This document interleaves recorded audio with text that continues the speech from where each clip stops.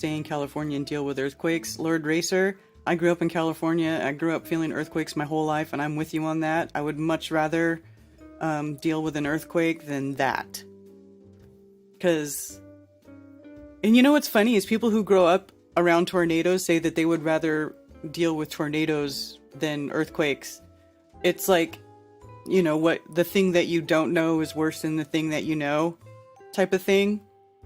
Realistically, it's not really good to be in either one. Yeah.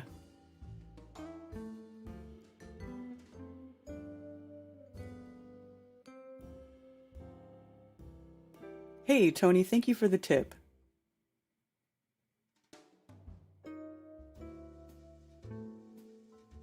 This has no sound. Oof. Wow. Oh, this person was really close to that explosion. I wonder what that was. What was that exploded?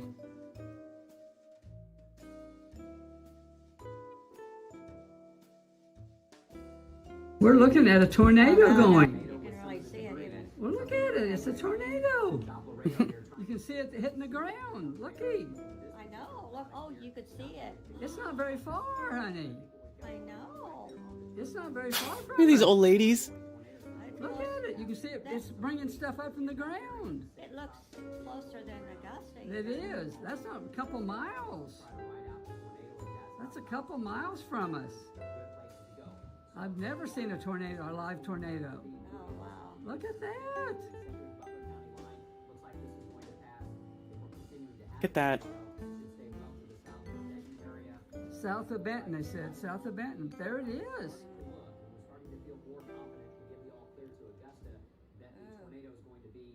Look at that. That's a tornado.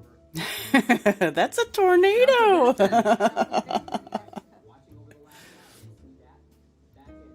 That's pretty impressive video this old lady got, though. It's a tornado. Is that a tornado? See stuff coming up from the ground. It's picking up. It's still coming this way, but Well, it's going northeast. It's not that far from us. That's a tornado.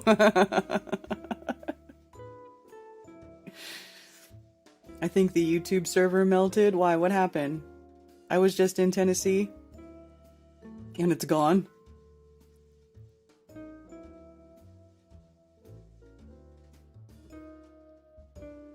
What happened? Did I die? Oh man.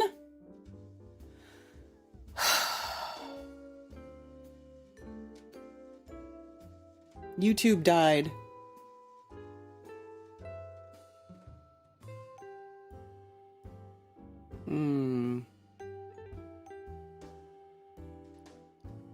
Why? Oh, now, hold on. Apparently it started a new stream. Let me edit this stream, though, because it says Strange World. Oy. Let me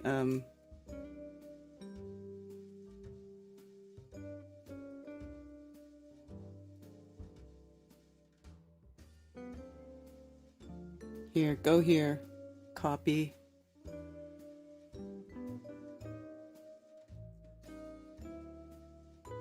There.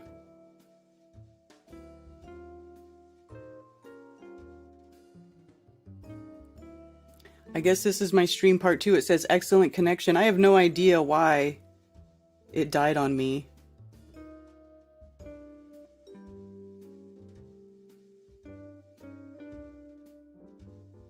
Dorothy, YouTube died. Dorothy. Everything else is still okay though, yeah? Rockfin, Rumble seems to be okay. Well, I don't know.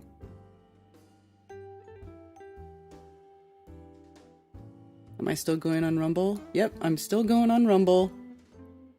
I'm still on Rockfin. On EM. That's hilarious. Energy weapon tornadoes. It melted. F YouTube. Hi, Rose. Yeah. So anyway, sorry about that. I had no idea. There's no reason why it should have done that. That's how YouTube likes to do me, though. They do me dirty. They do me dirty all the time. So there, I changed it. I fixed the stream. Now it says Coffee Talk on it.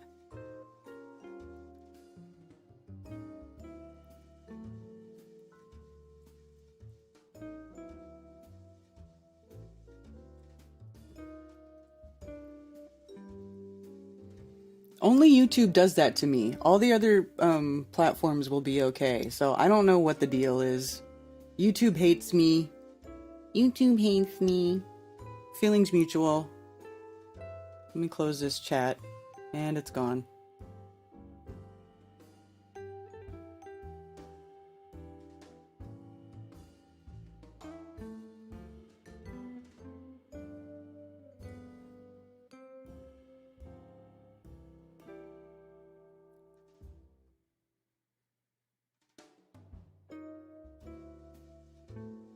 Okay, I am reopen the new chat. I don't know if you guys got a notification. This is why I laugh out loud when people say we need to save the planet.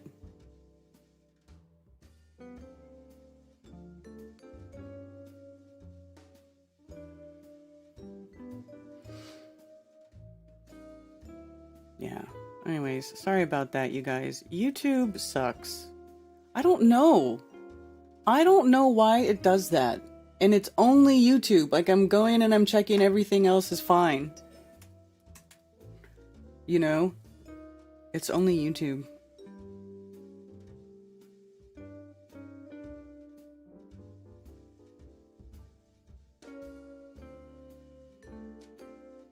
Yeah. Constant stream going on Facebook too. So I don't know what the deal is.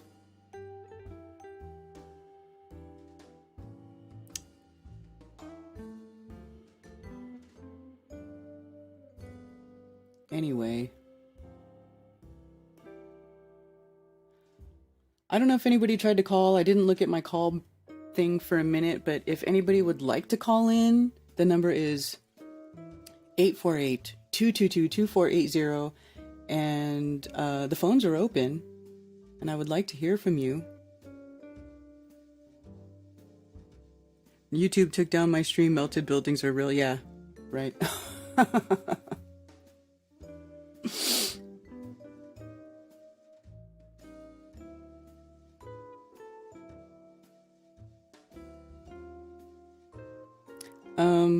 Well, I hope you guys find your way back.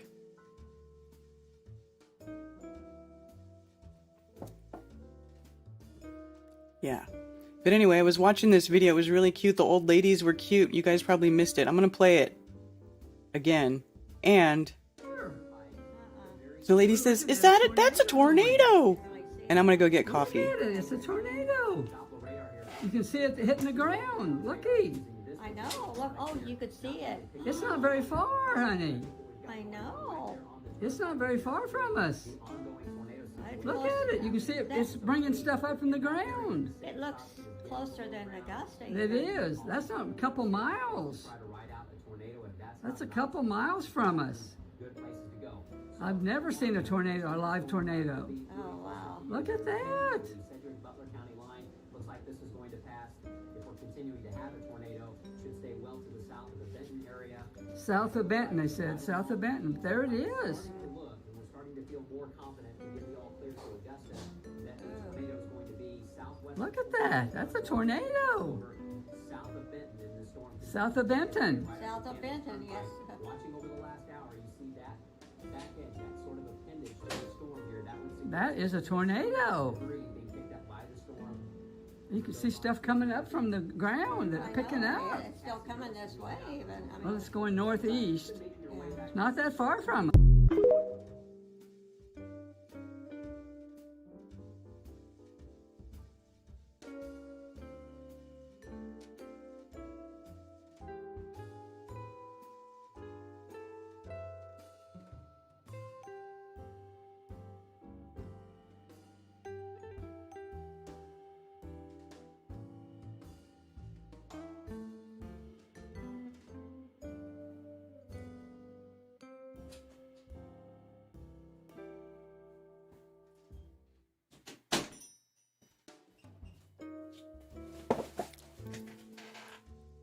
Okay, sorry. Sorry, I didn't mean to leave you in silence. Are we still going? Did YouTube kill me again? No, okay, we're here. All right, awesome. Awesome.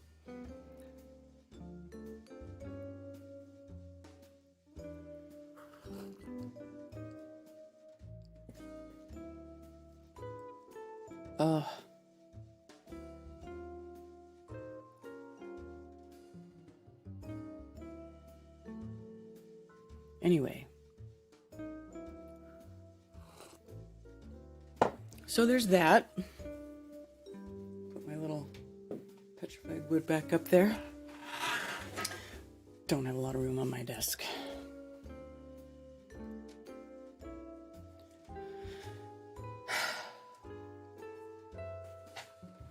All right, so the other thing that kind of came up was posted in the chat. Simon Dan is such an annoying butthead.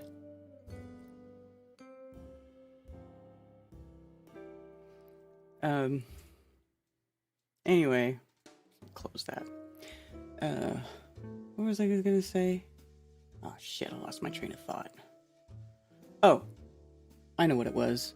It was the thing that Dennis actually posted in my chat. Oh, no, not that. That's camera instructions. Where is that window? Where's that window? Here it is. So he posted this link to this PDF that talks about the protocols of the Elders of Zion. Does everybody know what the protocols of the Elders of Zion are? Hello, Corey. Good to see you.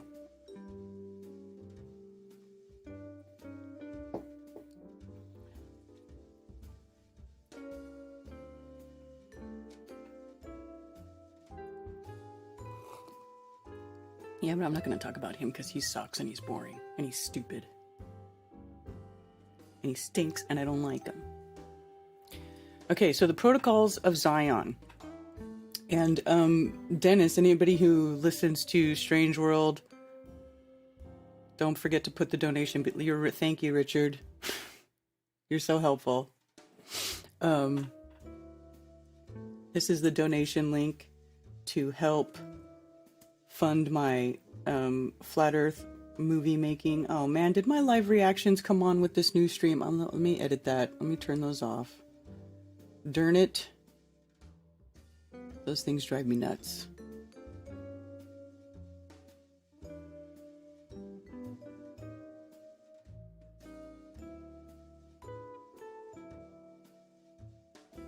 Boom. It's 11:11. Whoop whoop. 11.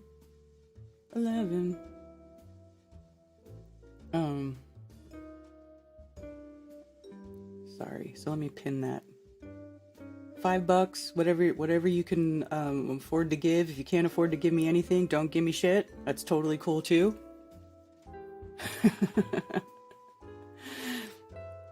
But I am raising funds to fund my new endeavor, which is to make high-end, high-quality, professional Flat Earth movies for Flat Earth, about Flat Earth, and other things, and also to document all live events properly, now, forever and ever, amen.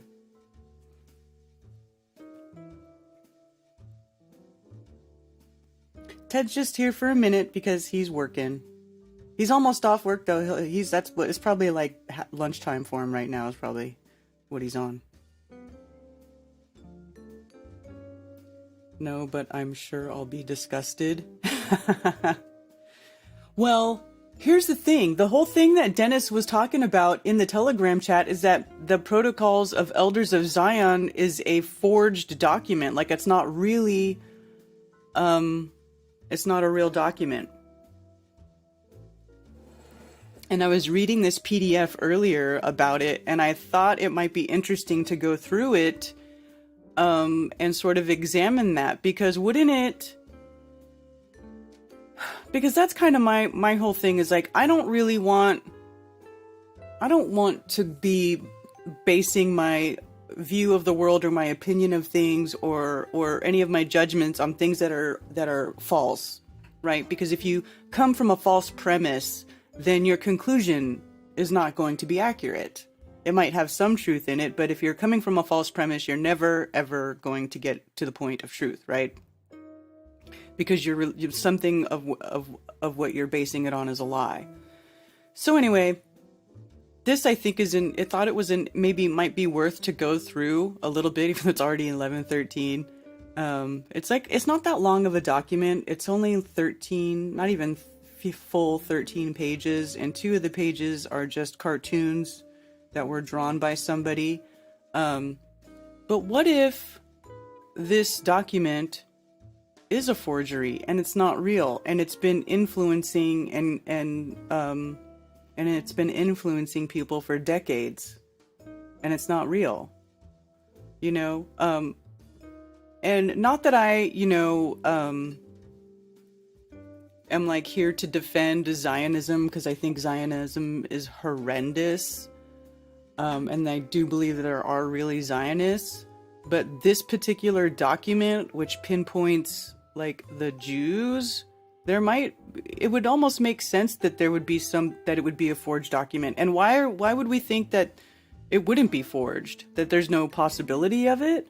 A lot of people refer to this document as if it's 100% true, and I never heard anybody before even question the validity of it. They're just like, oh, look at this old document and it says how evil they are. You know what I'm saying?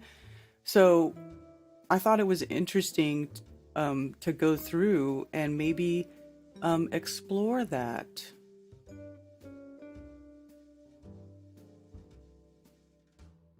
Let me move this stuff so I can see it. What do you guys think? Or is it a boring subject? I find it interesting.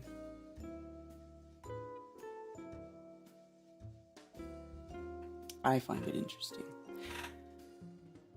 Because I like to go through and sort of weed these things out, because if you are looking to find objective truth, or get to as close to truth as you possibly can, then there's a process you have to go through, right? To sort of weed out all of the stuff that isn't true, or the inaccurate stuff. That's how I like to go through things. That's why I was like going through the ley lines things. Oh, the ley lines things. That's another thing I could go to. I could show you where I asked all these people in the Facebook group what ley lines are, and the variety of answers is hilarious. Just hilarious.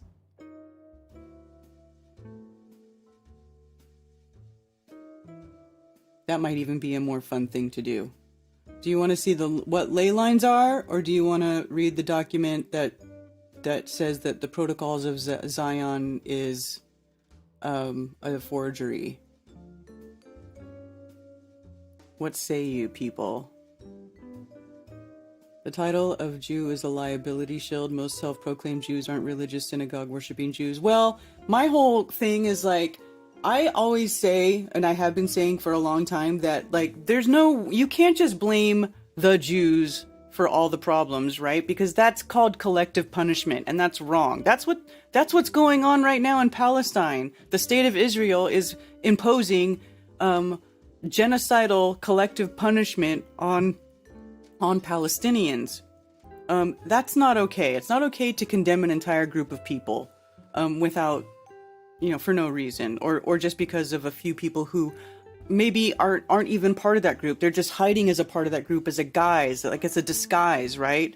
So I've always said that, and then we already know the involvement of the Jesuits, right? The Catholic Church in creating, fake space and heliocentrism and all of that stuff. So it's like, why do we think it's just one group? Maybe evil just takes the form of whatever form it needs to take in order to implement its evil plan. Zion then ley lines.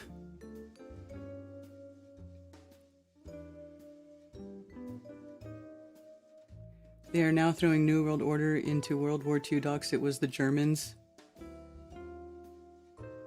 Jesuits are a group of crypto Jews. But see, that's just it. I think it's all of it is like a disguise for we're evil and want to control everything.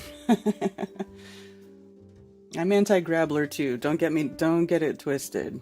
I'm definitely anti-grabbler.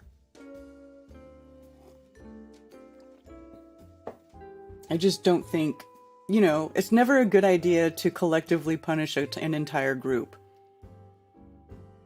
Because it's just not right. I just do me. That's right. Zion lines. Okay. So you want to know about the protocols of the Elders of Zion. So this is a document that Dennis put a link to in my Coffee Talk chat, which thank you, Dennis, for that, by the way, because I found it pretty interesting. Written by this man, Michael Hagemeister. I don't know if I'm saying that right. I don't speak German. But here it goes. In the autumn of 1999, a sensation swept through the international press. Author of Zion Protocols identified. Finally, so tell us the French weeklies, Le Figaro magazine and L'Express, however you say that in French, Mikhail Lepkin had discovered who was behind the protocols of the Elders of Zion. After 5 years of research in formerly inaccessible and secret Russian archives, he named Matvey Golovinsky, a reactionary journalist and writer, author of the notorious document that pretends to describe the secret plan of a Jewish conspiracy to achieve world domination. It's also never a good idea to use wood doors on it. No kidding.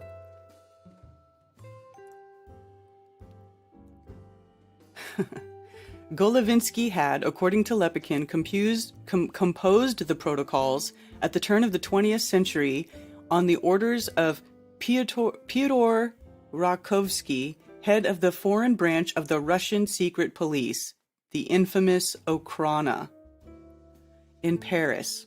The revelation spread like wildfire.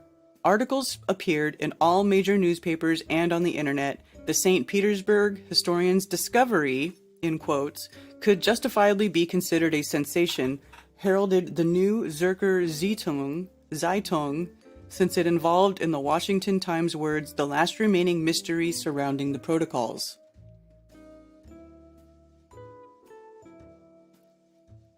Golovinsky and his boss Rakovsky in Paris are seen preparing the forgery in images from the graphic history.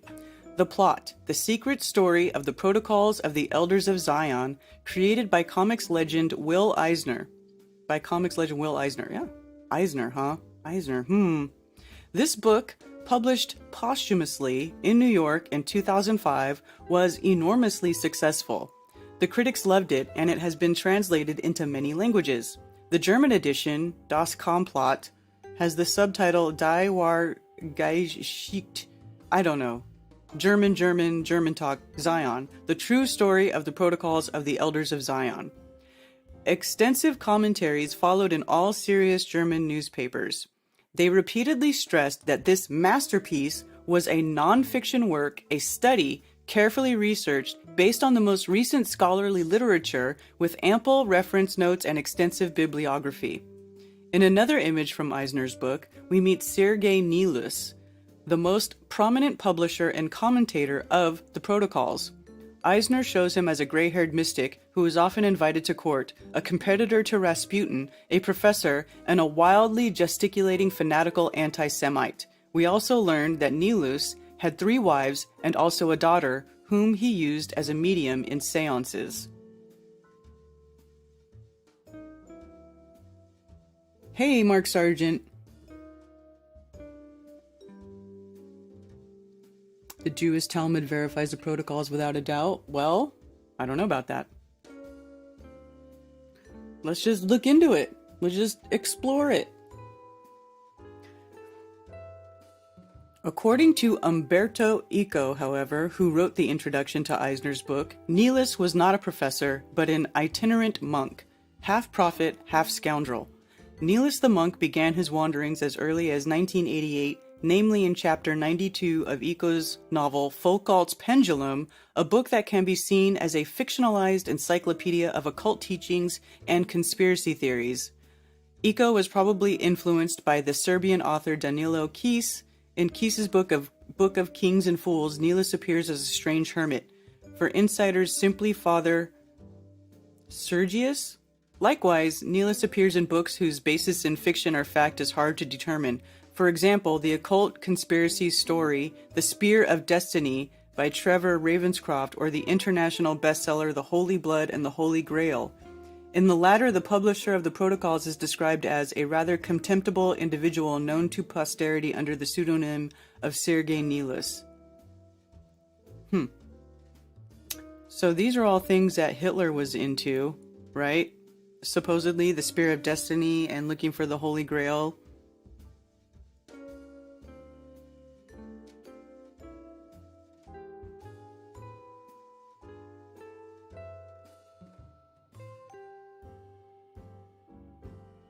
Author of Zion Protocols forgery identified as Russian propagandist.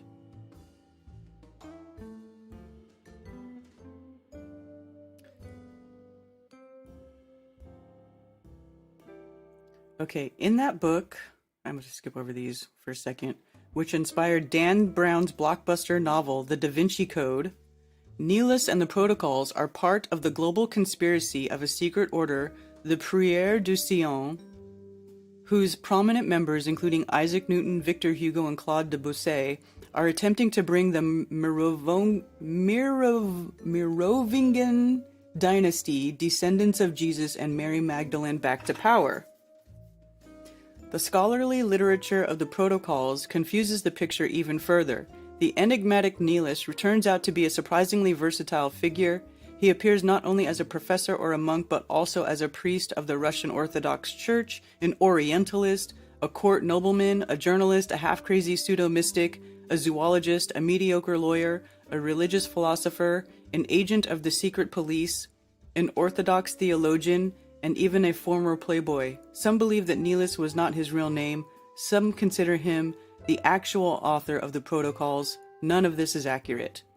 In reality, Nilus was neither monk nor professor. There is not the slightest evidence that he was ever invited to court. He was also no competitor to Rasputin.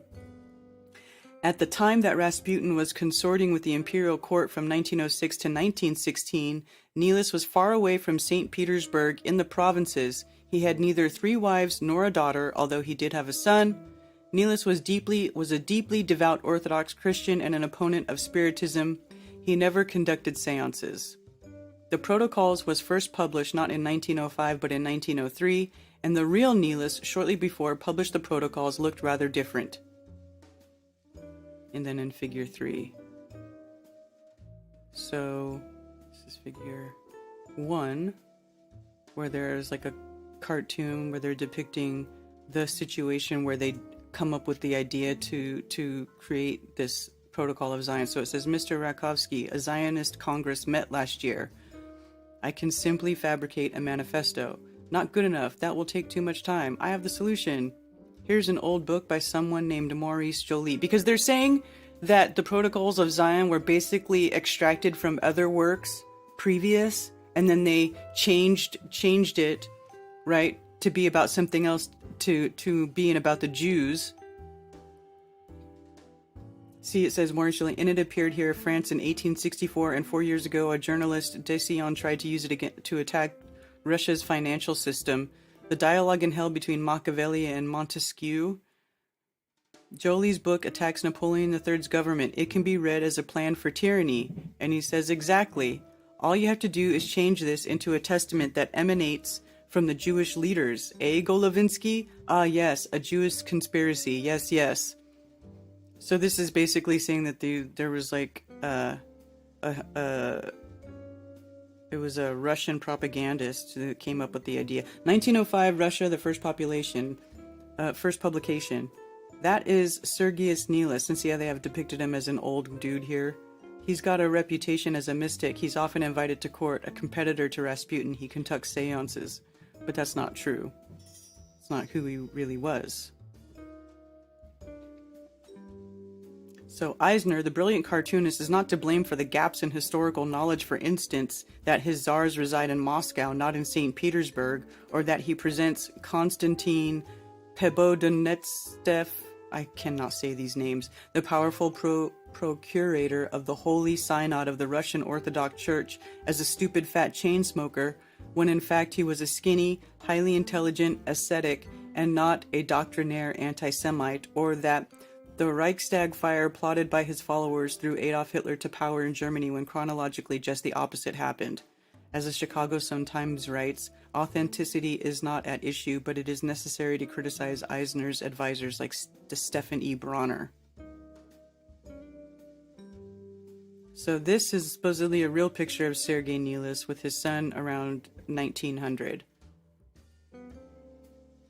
And that's the guy who they're saying they claim authored the Protocols of Zion. A professor of political science who, in his book In the Protocols, erroneously introduces Nilus as the son of Swiss emigres who had entered Russia during the reign of Peter I. If that were true, the Nilus of the early 20th century would have been almost 200 years old. How can we explain that when it comes to the origins and dissemination of the Protocols of the Elders of Zion? The rules of careful historical research are so completely ignored, and we are regularly served up stories, and not only in graphic novels that have little to do with history, but a lot to do with fiction? This is not surprising when we consider the supporters of the Protocols. According to them, this text documents a conspiracy of delegates to the First Zionist Congress at Basel in 1897, but also of high-ranking French Masons, members of the Grand Lodge Mizraim. Mizraim is sounds like the name for Mitzrayim, which is what Egypt is called in scripture. And we all know about the connections between the Egyptian stuff and the Masons. And the secret organization B'nai Moshe and Odessa, B'nai Brit Lodges, the Alliance Israelite Universal. Wow, all these religious things, Central Chancellery of Zion. Authorship has been handed to Theodore Herzl. Blah, blah, blah. Adam Weishaupt? Why does that name sound familiar? Or the 12 or 13 or 300 secretive elders of Zion. The original text is supposed to have been in French or Hebrew. Finally, there is the version in which the Protocols was written as early as 929 BC in Solomon's Jerusalem. But what do the opponents of the Protocol say? That is a longer story, and as I shall show, by and large, a conspiracy story. The story begins in 1920. The Protocols, brought by Russian emigres to the Western Europe and the United States, becomes a global sensation. In January 1920, the first German edition appears under the title Die Geheimnisse der Weisen von Zion, The Secrets of the Elders of Zion. Toward the end of the year, 6 editions of this work have already sold out. At the same time, the Protocols are translated and published in England, France, Poland, and the United States, and in the years to come, countless other translations and publications follow.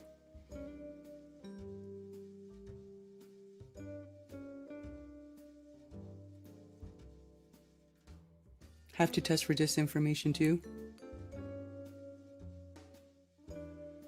The Emerald Tablets, any of the old texts could be fiction to push agendas. Well, people say that about the Bible. You know, and it's funny because the same people who will say that the Bible is a lie will use this Protocols of Elders of Zion as proof of something. You know what I'm saying? I mean, it's almost as bad as pictures. Pictures are never going to be definitive proof of anything, and old documents written by who even knows who the hell who are not really going to be proof of anything either.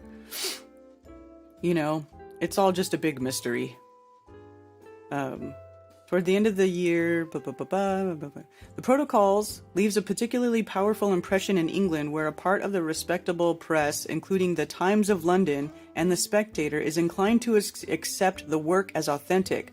On May 8, 1920, the Times publishes a much-noted editorial under the headline, The Jewish Peril, a disturbing pamphlet, call for inquiry.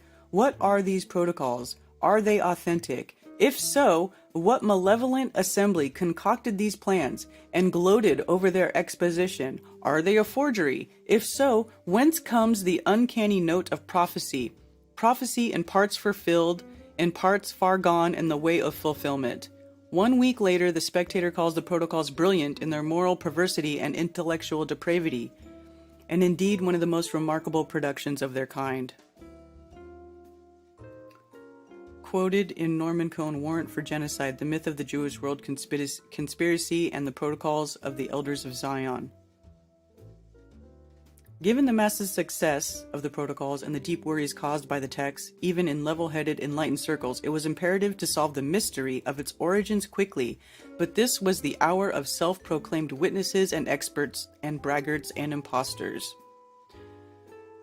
The first on the scene was a Russian princess of Polish origin, Catherine Radziwill, a personage with, to put it delicately, a highly checkered past.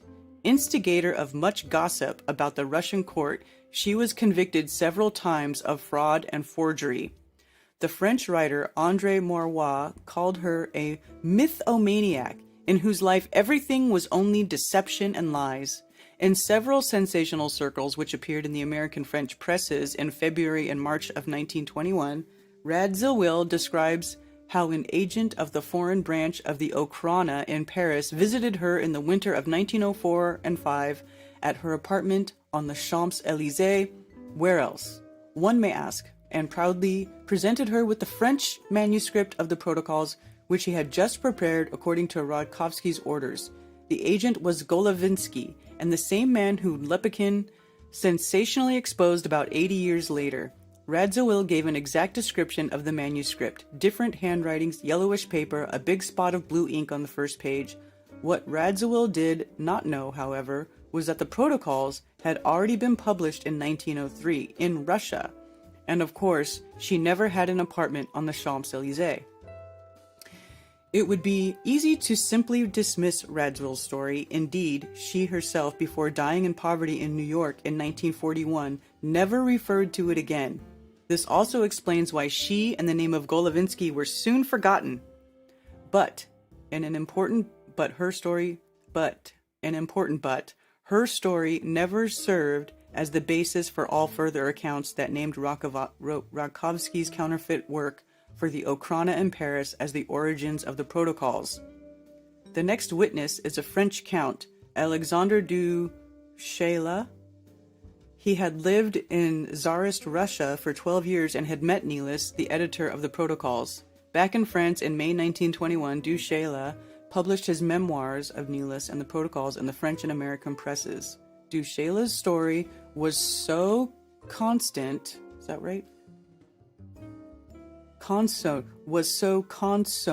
on some of Radziwill's account, which he knew, but omitted her most obvious mistakes. Du Chayla describes at length how he encountered Niels in the Optina Pustin monastery in 1909. Niels showed him the original French manuscript of the protocols, which in all its details matches the description offered by Radziwill, and admitted that he had received it from Makovsky. Du Chayla's depiction of the fanatical Niels, the sinister machinations of the secret police, and the intrigues and conspiracies of the court, which all led to the fabrication of the protocols, was so coherent and persuasive, and written in such a colorful and enthralling manner, that he soon became the hero of the struggle against the forgery and the principal witness in the story of its provenance. Indeed, du Chayla knew how to write. In 1913, during the notorious blood libel trial against Mendel Belize in Kiev, he had worked as a journalist supporting the blood accusation and calling on the secret leaders of the Jewish nation. And you know what? Kiev being mentioned here kind of, in my opinion, leads some validity to this, because look at what's just been going on now, currently, with Ukraine, and the embezzling of the money, and like the blatant proxy war that's going on there, and the fact that there's freaking Nazis in the Ukraine. This kind of makes sense if you think about it. He had worked as a journalist supporting the blood accusation and calling on the street leaders of the Jewish nation, chefs occult de la nation juive, to repent. Now, 8 years later, he sold his alleged knowledge about the origin of the protocols and negotiated stubbornly, as we learn from the correspondence, with the representatives of Jewish organizations to force up the price.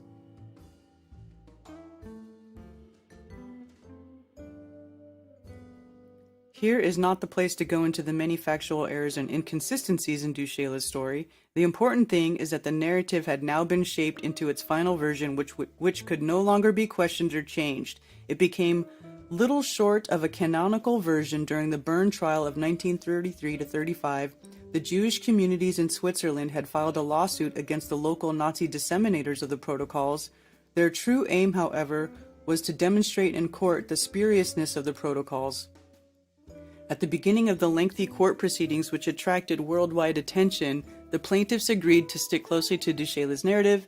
Du Chaillu himself appeared as a witness, but only after he had enforced his fee, 4,000 Swiss francs, a very large sum at the time. In reality, we see this from the unpublished correspondence between the plaintiffs and their experts. There was a good deal of doubt about the integrity of the key witness and the credibility of his version of the origin of the protocols. The historian Boris Nikolevsky, a coordinator of the Bern trial and an expert in the Tsarist secret police, admitted in a confidential letter that his own research had convinced him that Rakovsky, under no circumstances, could have had anything to do with the preparation of the protocols.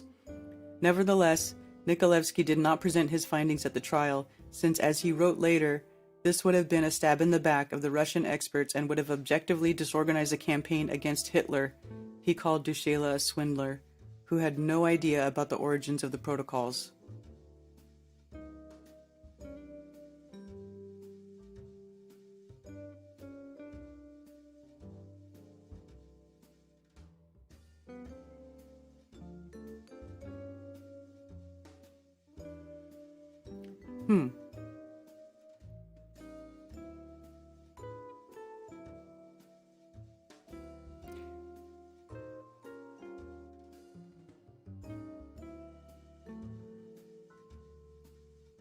It's called detail. You guys aren't listening, are you?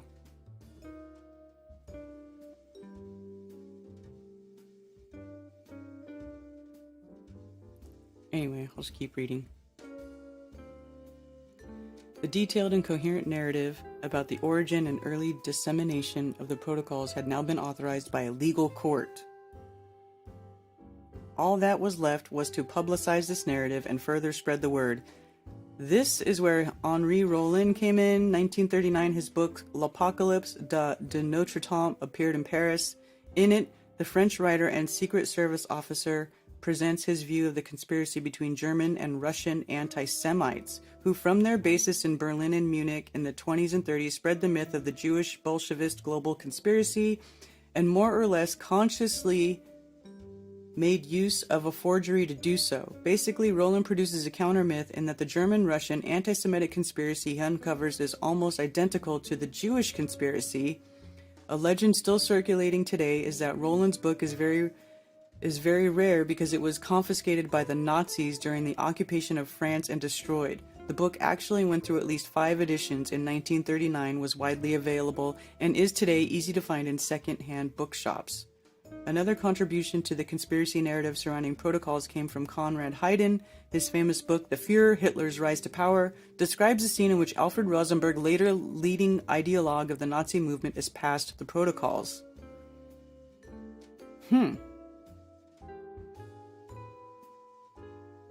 One day in the summer of 1917, a student was reading in his room in Moscow. A stranger entered, laid a book on the table, and silently vanished. The cover of the book bore in Russian the words from the 24th chapter of Matthew, "He is near, he is hard by the door." The student sensed the masterful irony of high powers in a strange happening. They had sent him a silent message. He opened the book, and the voice of a demon spoke to him.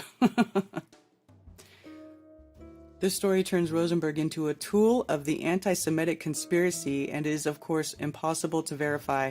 In fact, it paraphrases a story in which the London Times correspondent Philip Percival Graves tells of the mysterious Mr. X, who in Constantinople, in August 1921, gave him a copy of Maurice Joly's anti-Napoleonic pamphlet, which allowed him to expose the protocols as plagiarism.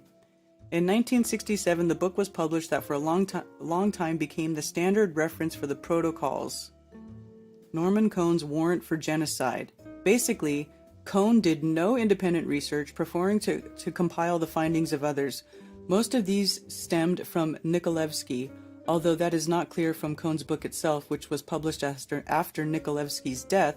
It is apparent in the correspondence between Nikolevsky and Cohn's Russian wife Vera from 1964 to 1966. If we recall, Nikolevsky was convinced that the origins of the protocols had nothing to do with Rakovsky and the Okhrana, and the key witness for that narrative, Dushela, was a swindler nevertheless. Cohn held on to Dushela and his tale. The reason deserves to be quoted, of course, wrote Vera Cohn to Nikolevsky.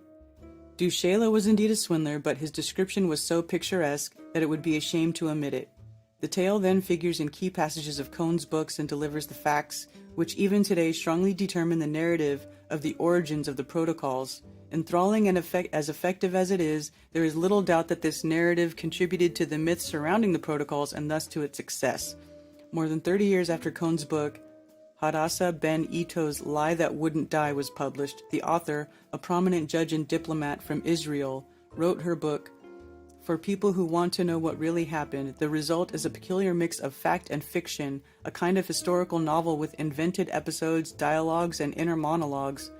The book was enormously successful among critics. It was adopted by academic libraries and translated into many languages. What sort of book is this? A quote from the advertising blurb from the German edition. The Jewish global conspiracy is still used today to explain wars and revolutions, economic crises and stock market crashes, terrorism and AIDS. Again and again the threads come together in a book, The Protocols of the Elders of Zion. Hadassah Ben Ito gets to the bottom of the story of these protocols over 7 years of research. The result is a factual report that could not be more absorbing and enthralling if it were invented, although the subject matter would make an ideal thriller.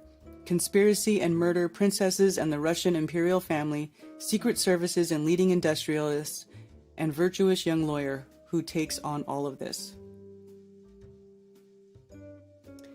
There is really nothing to add to this description. We are by now far from historical research, moving into the realms of fiction, exciting, lively stories that can be relayed well in a comic book. As Lepkin's sensational discovery of the protocols author showed, it is the realm of faction. No one asks for evidence. There is none. It can also make careers.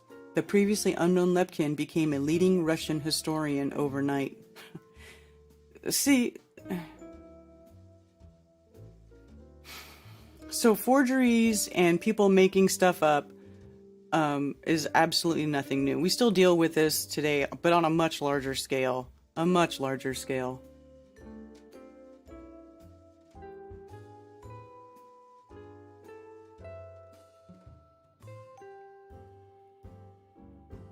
Investigating the protocols, one often meets the border between fiction and fact and can observe how this border is crossed. The Protocols was compiled from a series of fictional texts and then presented as the authentic document of an actual conspiracy. But the literature about the Protocols also far too frequently ignores this border when, for example, comprehensive and admittedly gripping stories take precedence over well-researched histories. See, so it's not a new thing for people to like the well-written, gripping story over well-researched histories. Even if the truth is boring, they'd rather hear the cool story. That's how it is now.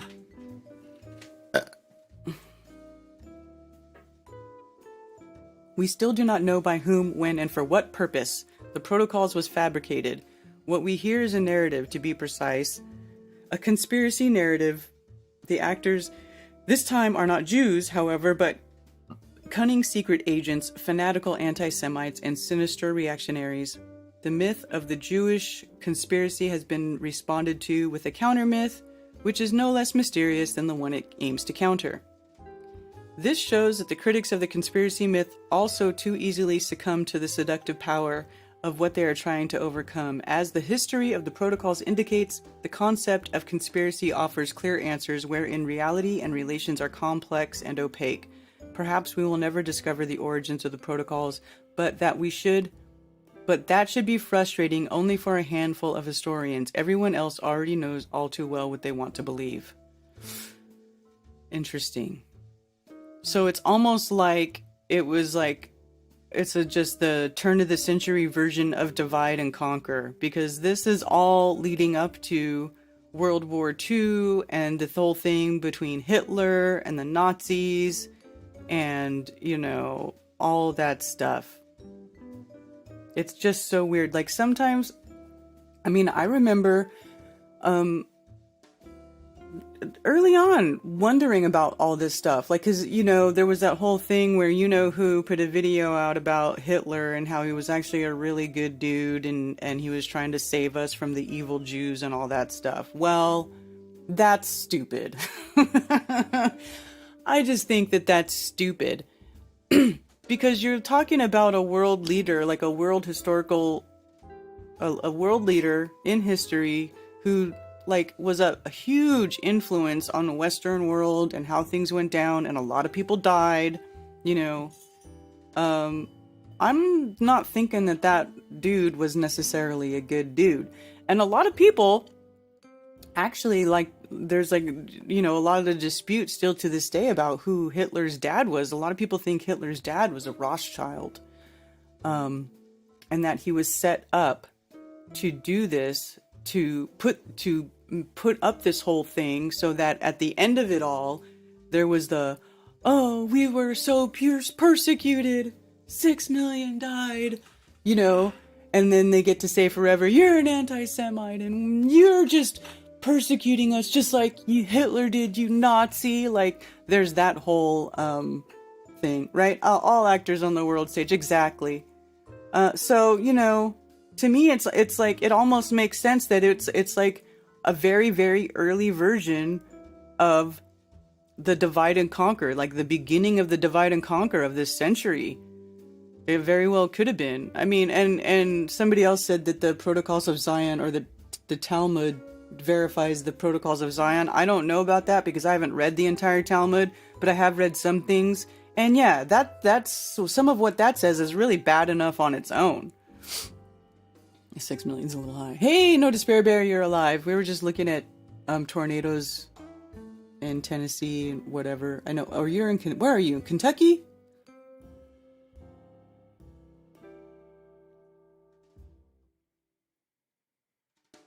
Yeah. Right? Like, all of these things are meant to influence people's thought process and opinions, and it's set up to divide and conquer, right? All of it is set up to, at the end game is for them to get control, complete control, like what we're going through now.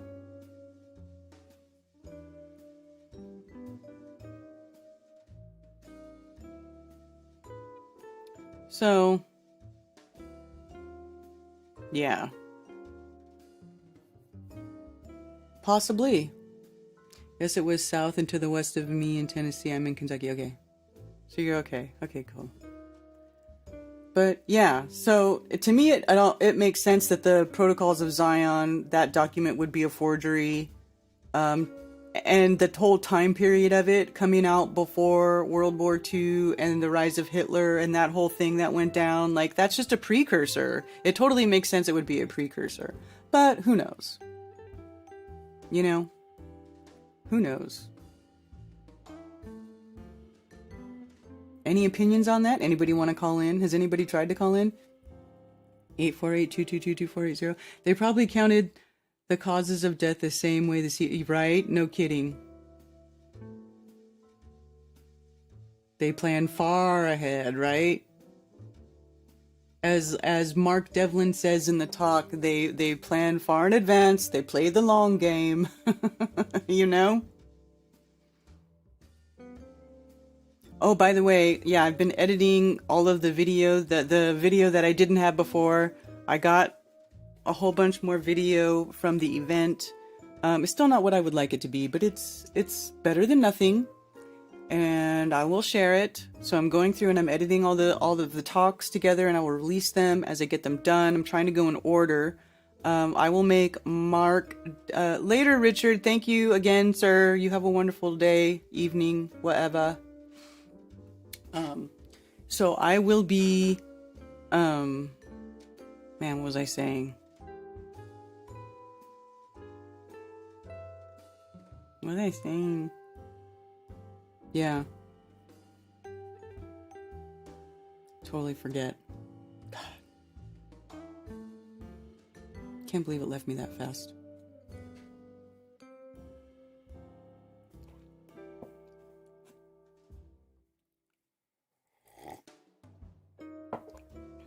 Oh, thank you, Brian. Yes, uploading the event videos. So today I'm going to make Mark Devlin, his video public. Right now it's up for channel members. So if you're a channel member, you probably saw the alert come through last night or yesterday evening that Mark Devlin's video was there. And then later this afternoon, I'll make it public so everybody else can see it. And then I will continue editing those videos so I can get them released. And that's that. Oh, and I got a new camera. I'm going to make beautiful movies with it. If you want to help me make beautiful professional flat earth movies, please donate to my link at Ko-Fi. $5, $2, $10. I want to make beautiful movies for our flat earth community.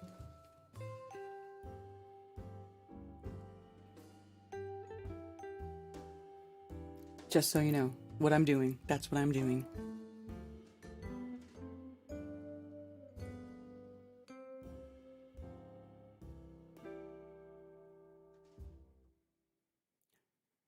Space Audits had a great shop. What does that mean?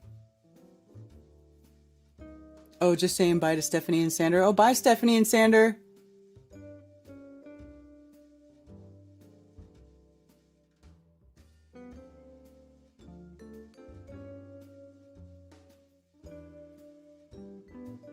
Camera is as camera does.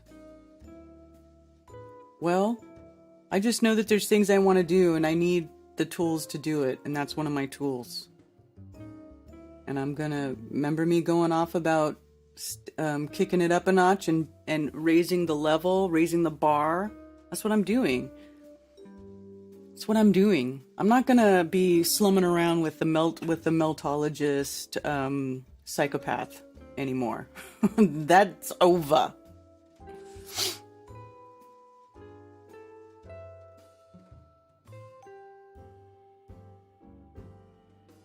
Well, that's great. Good for them.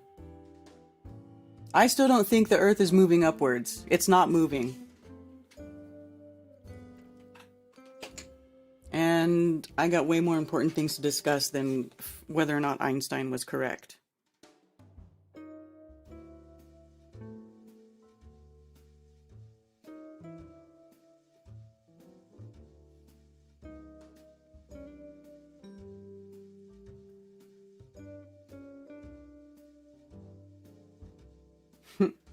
Mark Sargent already says thank you. The epic journey is... Oh, I won't read it out loud.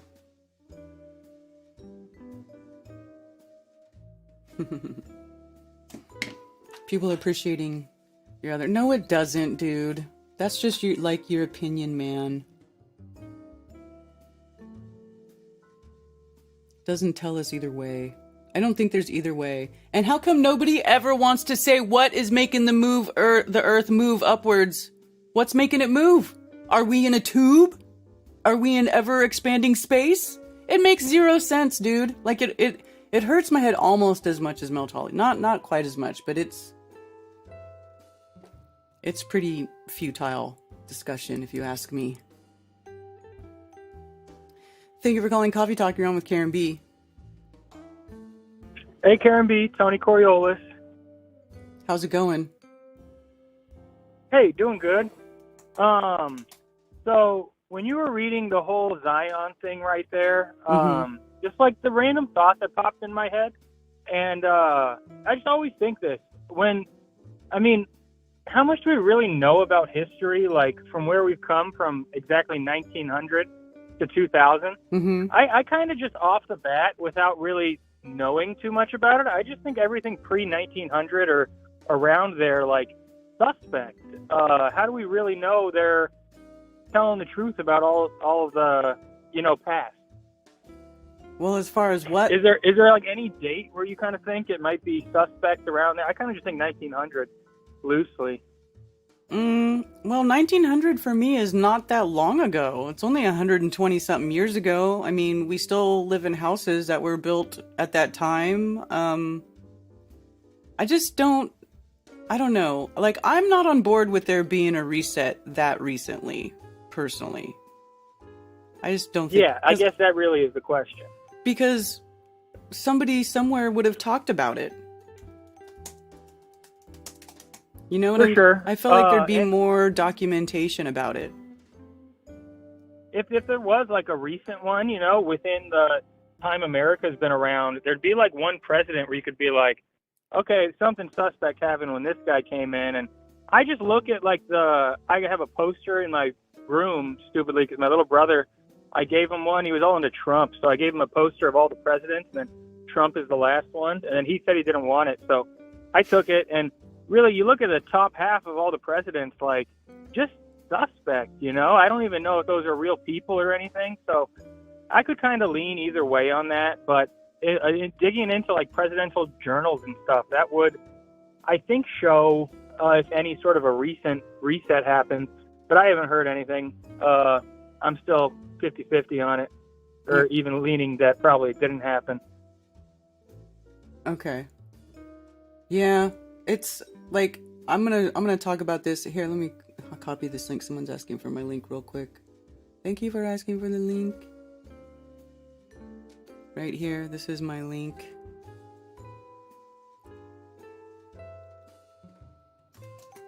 That is it. It's the Ko-Fi link. That's the link for camera stuff. Okay.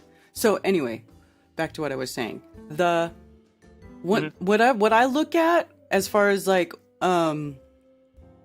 what kind of keeps me from going there with the resets mostly is stuff like this. So I'm going to share it on the screen and I'll talk about it. When I went to Italy back in 1998 or 99, I think it was 99. I went to Italy with my mom.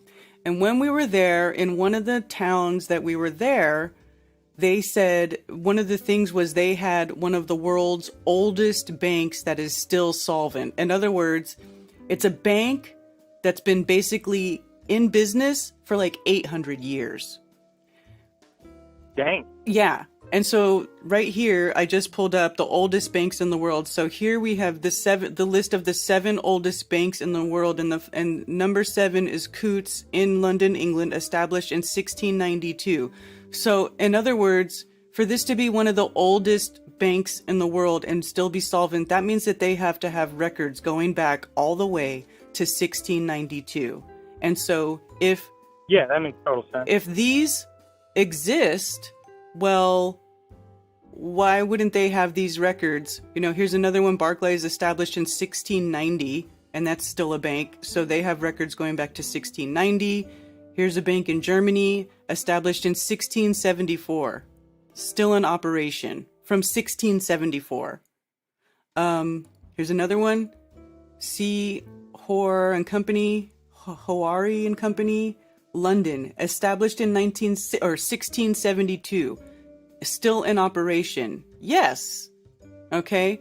So if we have all of these institutions in place that have records that go back this far, how is it possible that there was a reset and it not be documented somewhere, somehow, like specifically? Here's one in Germany, from Hamburg, Germany. Yeah, that's on the books, for sure. Right, 1590, still in operation since 1590.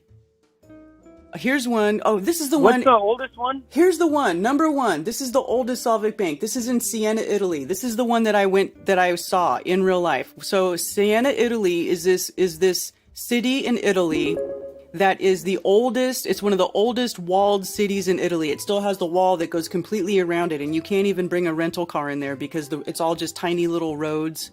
Like, it's this beautiful old ancient city that everybody still lives in. But they have the oldest solvent bank, established March 4th, 1472, still in operation since the 1400s. So where's the reset? You know, this is the type of stuff, like, I'll look at stuff like this and I'm like, well, where's the reset then? That doesn't make sense. Mm-hmm. Anyway, and then Yeah, even when you were saying the first couple, 1600 something, I mean, I was thinking, okay, then 400. But yeah, it goes even farther back. Yeah, just a bunch of questions on that. But yeah, I totally hear you out, what you're saying. Yes. So, yeah. Billingtano says a reset of information. Well, I can agree with that, but I also don't think I don't think it was like a short thing, like something happened and everything was reset. You know, it takes time. Yeah. I think they've been working on us for hundreds of years. Where do you know that Siena Bank with the oldest one you said, is that anywhere near the Vatican? No, Siena, Italy is not. It's hours away from the Vatican. It's like in the Italian countryside. I mean, well, they even say like the Vatican. I don't know, when did they say they were established as the Vatican? I'm not sure. Well, the Vatican's older than that, I think. Let's see. Yeah, I'd imagine. So here's Siena, Italy. I'll zoom out so everybody can see where it's at. It's like right here. And the Vatican obviously is down here in Rome. But Siena is like, Florence is here. Pisa's over here. It's kind of just in the middle of the countryside, this little town of Siena. But see, the Vatican, how old is the Vatican? I actually don't remember that offhand, how old.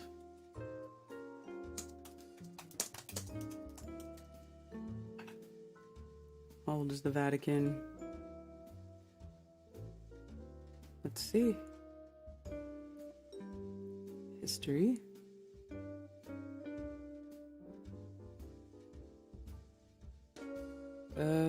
During the Roman Empire, many walls were constructed.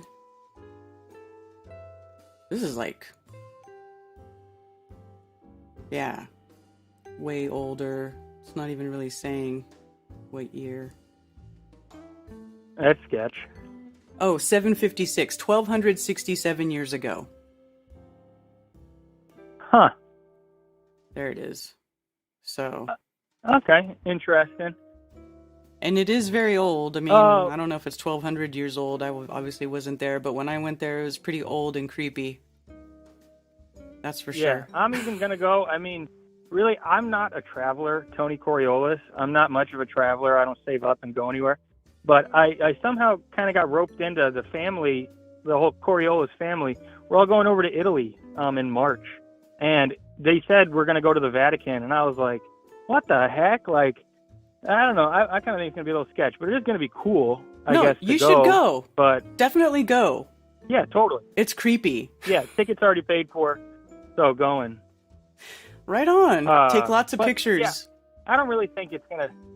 Yeah, I'm going to take a bunch of pictures and stuff. And, yeah, I just, off the bat, I'd rather go to, like, Hard Rock Hotel or something in Omaha, or, I don't know. I don't really care about traveling the country, but Tony Coriolis is going to, so I'm going to Italy in March. I'm definitely going to try to call in from Italy and stuff. I don't even know how all that stuff goes, calling in out of the country and everything. Well, you're going to have to set up roaming on your phone, and it's not cheap. They charge you like $10 a day. Oh. Yeah. Then possibly I'll call in, or I'll just call in after and give you the whole scoop. Yeah. Yeah. Unless the Vatican, the Pope guy gets me, Tony Coriolis, I'm probably on his list. Mm-hmm.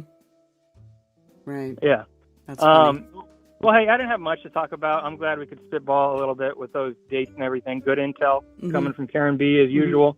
And then I just wanted to say that debate, holy cow. I didn't hear the start of this, if you already talked about it, but holy cow. I did enjoy it overall, but it looked excruciating.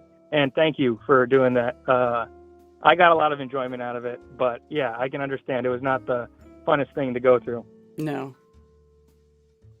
Yeah, definitely not. All right. Well, I'm glad you enjoyed it. I did, and thank you for that. I can understand you not going down that road anymore, because yeah, that was crazy, but it was funny. And thank you for doing that. That's why I definitely hit you with a little extra tip, just because. Oh, sorry for kind of setting you up with that. And I didn't really even set you up with it, but sorry to have any affiliation with that. But thank you. Yeah. Well, thanks for calling in. Yeah, I gotcha. Thank you, Karen B. Peace out. All right. Cheers. And also thank you, Chuck, for the donation to the video fund. Thank you, thank you. Thank you. Thank you. I need the help.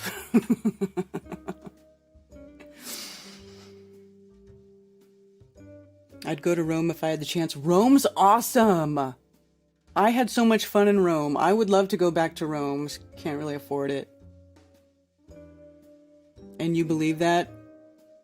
How can we trust that if we weren't there to verify it ourselves, they lie about space and books to end the globe?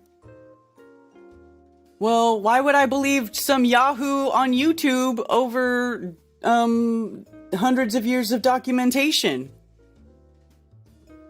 You guys and your ridiculous logic or lack thereof. And this is not the only thing, okay? This is not the only thing. Let's go back to, this is oldest.org, right? Oldest.org, oldest banks, okay? I didn't even know this place existed. But here's another reason why I don't think there was a reset. In horse breeding, okay? Well, specifically horse breeding in Arabia. In Arabia, where they have Arabian horses.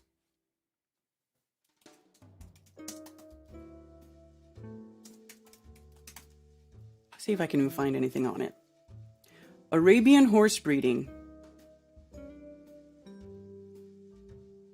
Let's see. This will probably talk about horse breeding in America. Horse of the Desert Bedouin. Anyway, so the reason that Arabians are considered a desert horse, and Arabs, for Arabs, their Arabian horses are some of their absolutely most prized possessions. Absolutely most prized possessions. And these Arabian breeds, like some of them, their herds, they have kept track of the bloodlines of these Arabian horses going back hundreds of years. They have leather-bound, ancient, maybe not ancient, but very, very old leather-bound handwritten ledgers of all the dams and the sires of every horse in their herd. And it is, for some of these families, it is the entire life of the family, and they are held in the highest esteem. So that is another reason why I don't think that there was a reset, a quote unquote reset, where like there's some tragic thing happened across the plane and reset everything, because we still have, let's see if I can find anything about it. A study involving Arabian horses in 12 countries found that populations maintained a larger degree of genetic diversity and that the breed did not contribute genetically to the modern-day thoroughbred, contrary to popular thought. Huh. Well, that's interesting. But look at all these countries. The group collected and examined DNA samples from 378 Arabian horses from Qatar, Iran, UAE, Poland, USA, Egypt, Jordan, Kuwait. Like, these horses are... I don't think people understand, like, when they get into the breeding and stuff, these horses can cost upwards of hundreds of thousands to millions of dollars. The bloodline is very important. They know the bloodline back many, many, many generations, and they take it very seriously. So that's another reason. Because there's other areas. There's more than just one area where they are keeping record historically of what happens. It's not just banks, like these oldest solvent banks, these old horse breeds. You know, there's just a bunch of different areas where we have these documentations that go back hundreds of years, and nowhere in any of them does it go, oh, This is the year everything fucking went sideways and melted and then we had to rebuild everything because everything got blown up. But we're just going to leave that part out of all of the documentation, and then we're just going to go on about our business and keep it all secret from you because why? It makes no sense. Chief Crow's made albums. He'd made lots of albums. Yeah, leather bound. I don't know if it's horse leather, though. It's probably cow leather.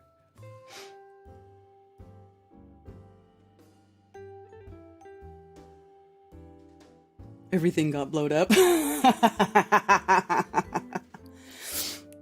Why'd they lie about the globe? Oh my God, Angela Baby Carson, are you really asking why did they lie about the globe? Are you asking, is that a serious question? You're still asking that question? Why'd they lie about the globe? Because if you believe a lie, then you'll believe every lie. That's why. Because to take your foundation of truth away. Because if everybody knew growing up that they were in the creation that the Creator created for them and that that the world was stationary and everything here was built for us and that the world provides and that we live in abundance, then we wouldn't have to be controlled by the threat of false scarcity and be starved to death and be told that we're overpopulated by these evil MFers who are in charge now. Like, seriously?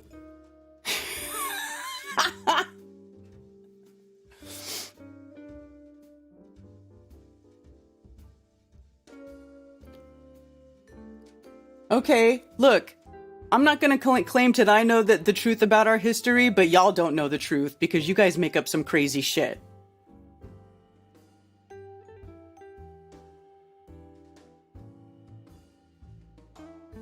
I'm not making you look dumb. You said that shit.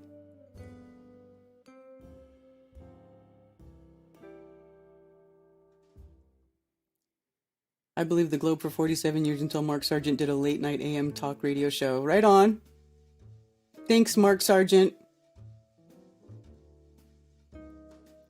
You know, it is true that a lot of our history is a lie, but you can't just throw out everything and just make shit up like completely from new.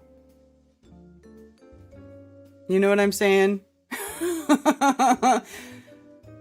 You can't just wipe it all clean and just make stuff up. Because that's not right either.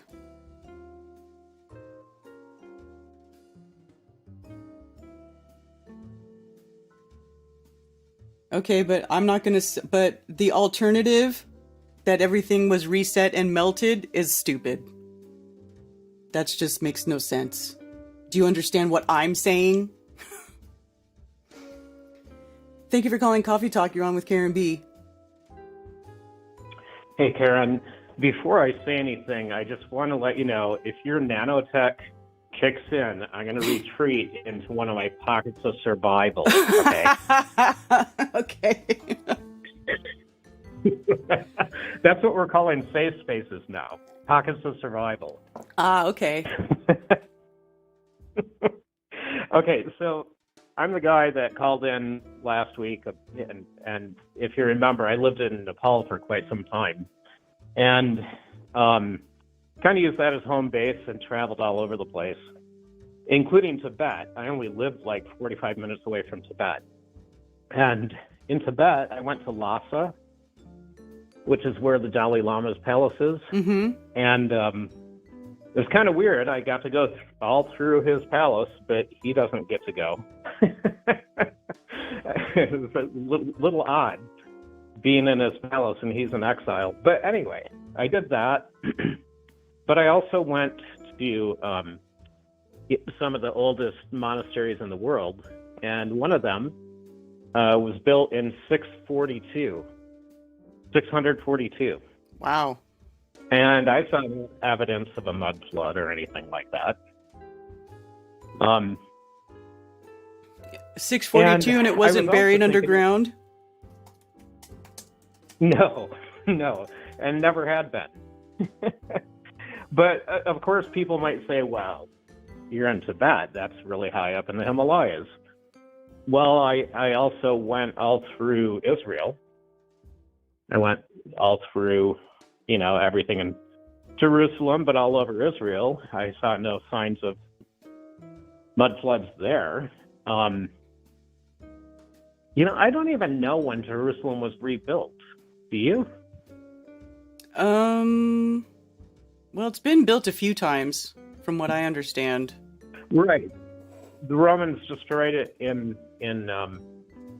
70 AD, but I don't know when it got rebuilt. Anyway, it's old. Mm-hmm. And yeah. Okay, the only other thing is that I've been thinking about while watching you today was when I was in Germany. I went to Cologne, and there's the most amazing cathedral I've ever seen in Cologne, Germany. And they just call it Dome, G-O-M. Mm.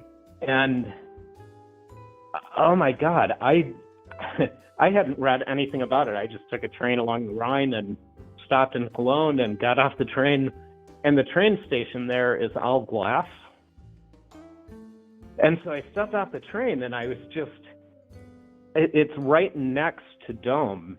And I think the reason they made it all glass is so that you would be bowled over when you got off the train, which I was. I was like, what in the hell is that? It's monstrous. Well, I shouldn't say, it's beautiful, but it's like nothing I ever saw in my life before. Mm-hmm. And I think it was built in the 1500s, either 14 or 1500s. And I was just wowed the entire time I was in Cologne by this thing. And I was like, there's no way. How could they have possibly built this? And I think the story was they used cranes made out of oak. Mm-hmm. Something like that. Mm-hmm. It's just mind-blowing, though. And when I see stuff like that, when I travel, I get the temptation of people to say, no way could that have been possible, because that's how I felt when I looked at that. But somehow it was possible. Obviously, it's there. Yeah. Well, and people. Oh, go ahead. Well, I was just going to say, there's old buildings that they built around the turn of the century, where they were using like steam-powered cranes and pulleys. And before they had steam power, they were using like oxen or mules or large horses and stuff like that. It was just really slow going, but it was harder, but they were able to do it. Oh, right. I think this thing took something like 150 years to build, 150 to 200, Mm-hmm. something like that. Mm-hmm. So, yeah.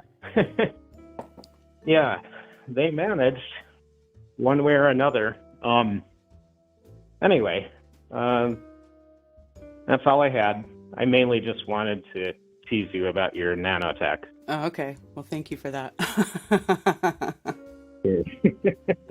And thank you for the entertainment. That was great. All right. All right. Well, you're welcome. Bye. Bye.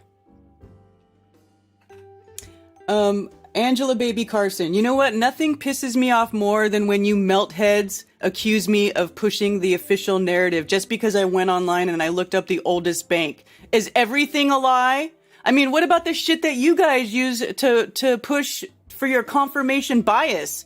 Are you going to go debunk that all these banks weren't solvent since the 1400s or since the 1600s? Are you going to go to all of these places here? And is this a lie too? This building was built in 1730 in Chile. Oh, is that a lie? Why don't you go to Chile and prove that that's a lie? How about this Fairbanks house that was built in 1637 and 1641? A wooden house. Where's the melted X-event there? Huh? In Massachusetts. Oh, here, how about this? Built in 1300 in Norway. Why don't you go debunk that was, so what? They're lying? Is Norway lying about their building that's built in 1300? Is everybody lying about every old thing on the face of the plane? It can't all of it Every single thing was relabeled or rewritten by the winners, the guys who did the stupid Melt X Factor. Like, that is such a reach. The mental gymnastics, the extreme reaching you have to go through to, like, even come close to justifying that ridiculous, nonsensical hypothesis is yep, founded. Oh my God. You guys are just yep, all of it. You guys are just saying shit. You guys are just making unfounded claims. You have nothing to go on.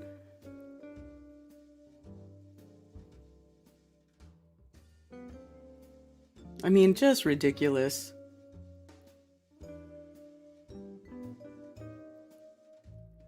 Well, don't sit here and tell me I'm pushing a mainstream narrative.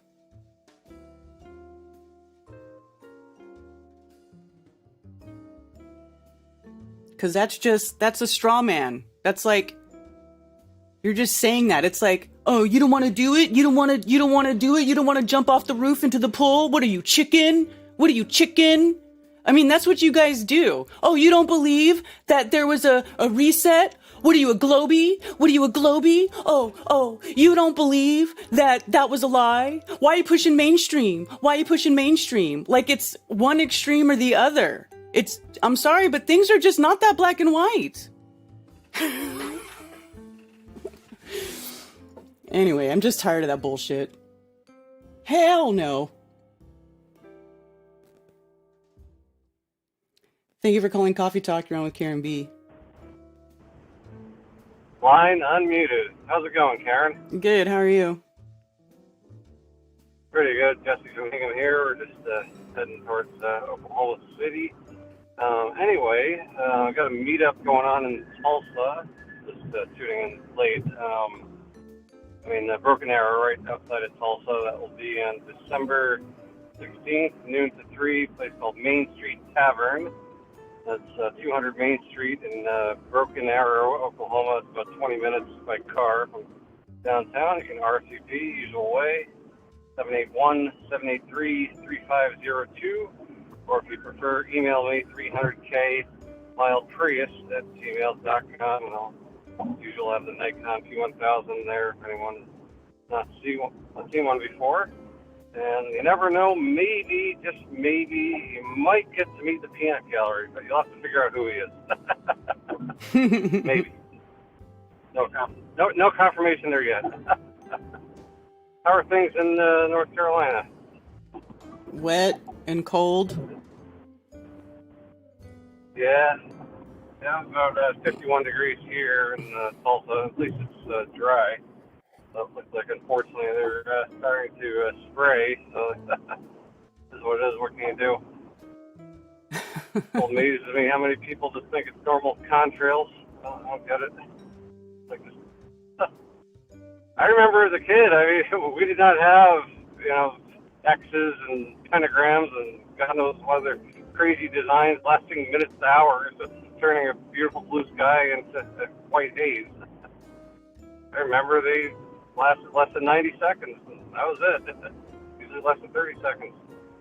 Don't see the difference. Anyway, different subjects that kind of have been nagging at me for a little while, but I was talking to a friend of mine back in Connecticut about a month or maybe 2 months ago now, and older friend of mine, got 3 kids. He said that his youngest daughter sadly decided that she didn't want to be a girl anymore. Oh. And what I thought was insane, because this girl's not even 16, about 16 now, and apparently it's been going on for roughly a year. He actually took her to Social Security and allowed her to change her name and the whole 9 yards. Like, the girl isn't even a fully grown adult yet. Like, you can't buy cigarettes, you can't buy booze, you can't vote, you can't join the military, but you can start to make plans to get your boobs chopped off? I mean, what is going on? And it's the schools and social media and the mainstream media, they're pushing it. And I think that Big Pharma has figured out this fad is just going to be a big moneymaker. Because you think about, lifetime of misery, lifetime of hormones, lifetime of pills, procedures, counseling appointments. I mean, you name it. So they love it. I remember growing up, I don't know about you, but I remember growing up as a kid. I was born in '84. I heard about the concept. It was basically adults making adult choices. That was the end of it. And now we have literally drag queens going into second grade classrooms. That's crazy. It's insanity. Yeah. It's a shame. Anyway. Well, I guess I'm trying to think. Yeah, I guess that's about all for now. I'll see what else. Fuel's now down at $2.37 in Broken Arrow. That's pretty Pretty much cheap. the lowest I've seen it. I've been out in Oklahoma over a year and a half now. It peaked out at 450 at the worst of it back in summer 22. So we're almost cut that in half. Getting there. So see what happens. Who knows? Maybe they're going to keep it low because, they want to swing the next election. Oh, wait, I should say selection one way or the other. Oh, I'm sure. Who knows? Yeah. All right. Anyhow, shout outs, Jake and Dan from the band. You, Mark, oh my God, you, Karen, Mark, Ryan Staveley, the late Rob Skiva, Rick Hummer, Sue Finelli, Ray from Boston, and so many others. Thank you for all the great work you do, and keep up the good work. All right. Thank you. Thanks for calling. You're welcome. Talk soon. Bye. All right. Also, I did update the meetups page at flatearthfestivals.com. You go to this in the top menu where it says Flat Earth Friendly Meetups. And the Broken Arrow one that Jesse just called about is listed there with the details and contact information. And that is this Saturday, the 16th. And there's also a meetup, the monthly Shaking Hands with Strangers has been updated. It's in Cam's Barn Eatery, also this Saturday at 6 p.m. in Brooklyn Park, Minnesota. So there you go. Those are where there are meetups coming up. If you want to organize a meetup, you can email me at KarenBFE@protonmail.com or FlatEarthFestivals@protonmail.com. And you can give me the details of your meetup and I will post it on the website. And if you email it to Mark too, he might make you a little promotional video, and then we can help you get people at your meetup and help you start building up a little circle of flat earth friendly friends in your local area. Cody Bosifa says you might show up to that. So there you go. You should do it. You might see Peanut Gallery. 16 Alpha V says, very good man, but I still love you. I just haven't seen anything that looks like it was melted yet. To me, everything that they show is water erosion. Water erosion. Like, that's what I'm saying. Like, I don't think people understand how much the weather, the natural elements do shape the landscape, especially when you're talking over hundreds and hundreds of years. You saw time travel? Well, I've never seen time travel, so I'm still out on that. Could Maui have been a sort of local melt? Well, Maui there's a bunch of volcanoes there. So I know that there's a lot of magma and lava flows there that create that rock there. And when lava and magma comes out and it dries rapidly, it dries in that bubbly sort of rough looking texture. You know, I mean, it was at one point molten. So, I mean, that doesn't mean, I don't know what to say if that's melted or what. Does that count as melted? I don't know. You know, I don't know. Yeah, I think you guys just deny it. Because when something gets melted with fire, it completely changes substance. And like, you're talking about vitrification of entire mountains. Why don't we have glass mountains? Like entire mountains of glass. They would all be glass. There's like none. You can find obsidian in places from, I don't know what that causes that. It's probably something from, a lot of it is probably something from mostly creation time and then also the flood. Is Burning Man a local wet? Burning Man a local wet? I don't know what do you mean by that?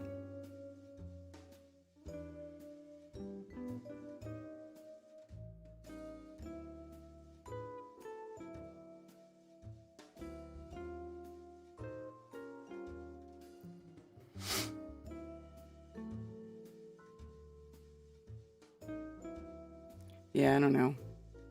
I mean, you know what though? You guys, if you guys are into that, that's cool. Whatever you guys want to think.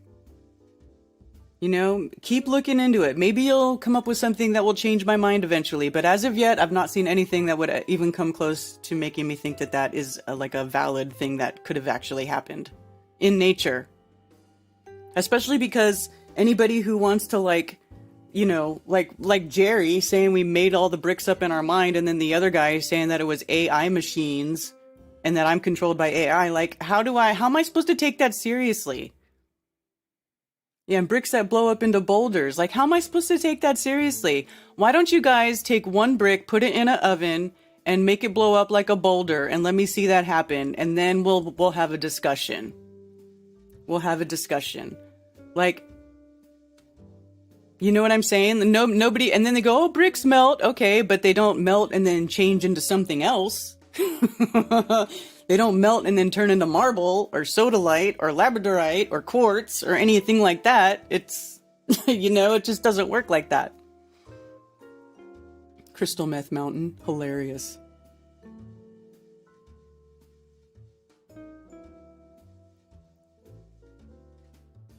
Well, listen, I'm just going by what I saw on Meltology 101 video that everybody said was such a great video. Yeah, well, I've yet to see one. Not even one. Not one. Not one. These guys sound like trolls that said, let's see what people believe. You know, Richard Thompson, I have spent so much time in my own head just thinking about, like, what is it? What is it? Because I keep, for a while, I mean, and this is months ago before I really went railing against putting things in oven sounds very anti-Semitic.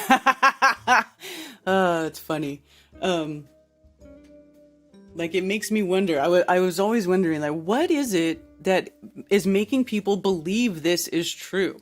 Because I couldn't figure it out. And the best I can come up with is that through the process of everybody sort of deprogramming themselves from the lies, I think they went too far in the extreme the other way, you know, to where now they're believing things that are just like offhand, just blatantly ridiculous, just because there's like no protocol. There's no steps. There's no like, oh, here's the 12 steps to deprogramming from globalist programming from your entire life. You know what I'm saying? Like, there's no, this is how you deprogram and maintain your sanity, and then don't go off the deep end and start venturing off into things that make no logical sense.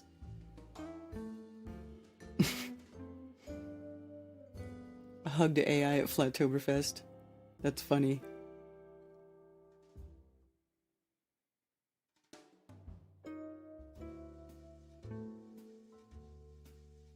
Supernatural?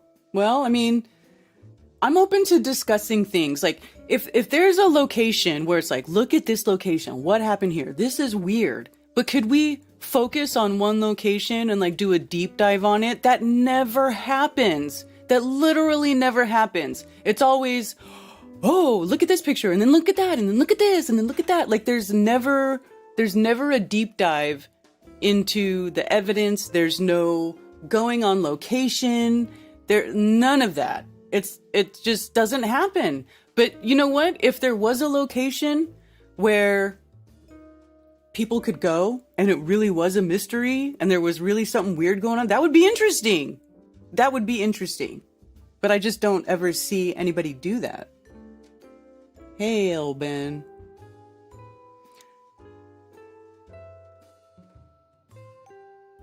Maybe, Brian. Maybe.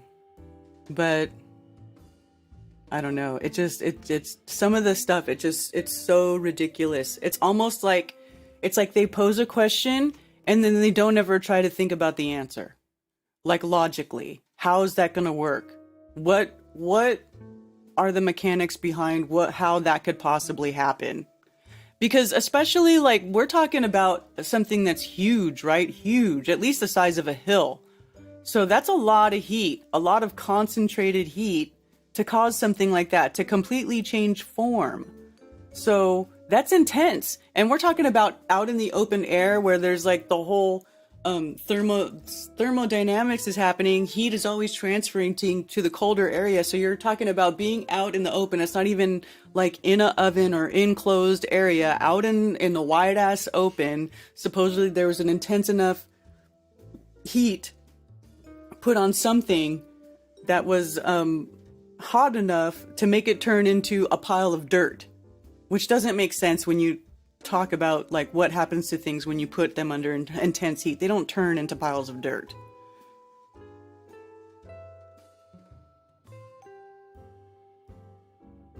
We need a peer-reviewed syllabus to deprogramming. That's what I'm saying. That's why when I did that debate with that guy, I was like, we need names and locations for these places. And he didn't want to discuss any of that, you know, which is another reason why there's no validity to it for me, because it doesn't go any further than like a surface level investigation.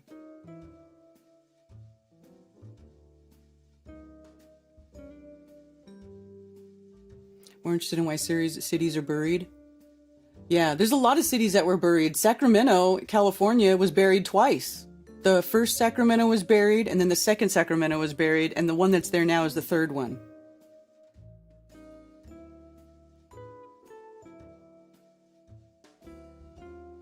And you know what? And I actually have a very simple theory as to why a lot of cities got buried. And I don't watch John Levi.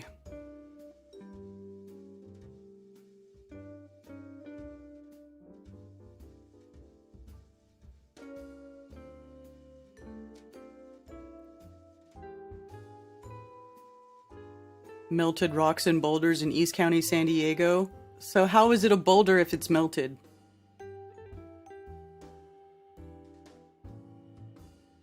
I mean, you guys, I feel like people just look at stuff and they're like, oh, look, it's melted. And it's not. There's nothing melted about it.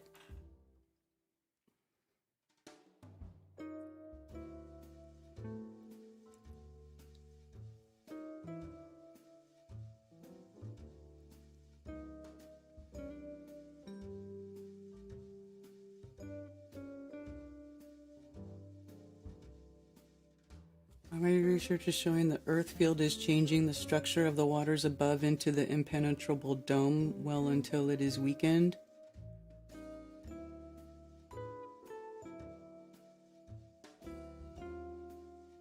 I've already wasted enough time watching it. I don't watch that stuff anymore. I already wasted enough time. Look, if in the many hours that I already spent there was nothing of substance, I'm not going to keep watching because it doesn't get any better. No, thank you. No, thank you. You can do that, okay? You guys watch that stuff and I'll go do this other stuff that I want to work on that has nothing to do with making up fantasy stories.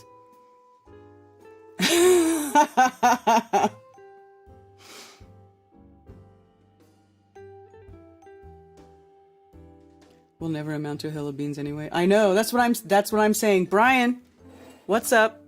Did you see? I got a new camera. I'm gonna make beautiful, high quality, flat earth films with this beast. That is why I have the goal for the pocket cinema. I already bought it. I put forth my own money forward to begin this journey Any help anybody can give me would be greatly appreciated. I'm promised to make beautiful flat earth films for you guys. And we're going to do, Cammie and I and Zach, we're going to do some educational stuff too. It's going to be awesome. We're going to create beautiful, beautiful things that can be shared across the plane by anybody and everybody who has any interest. It was not, it was an electric oven. Oh my God, you guys are so funny.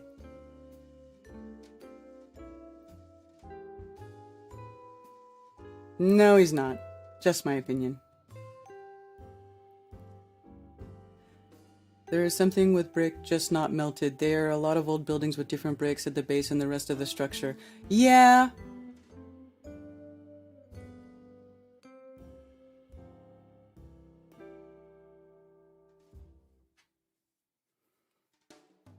But you know, all of it too is about like resources. I think a lot of these ancient buildings were made with the resources they had available, you know? And sometimes that starts with big boulders as your base. Why not? I'd live in a cave. I'd carve a house out of a cave. It would be awesome. There's people that still do it today.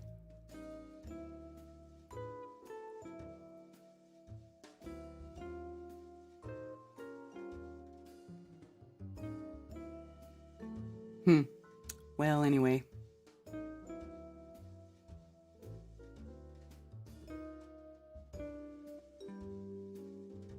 With airships? You think they built old buildings with airships before the reset? Whatever. You guys, it is impossible to pull together enough evidence to suggest that there was a blanket reset that happened at a defined specific time across the plane. That is absolutely ridiculous. Makes no sense. None at all whatsoever. None.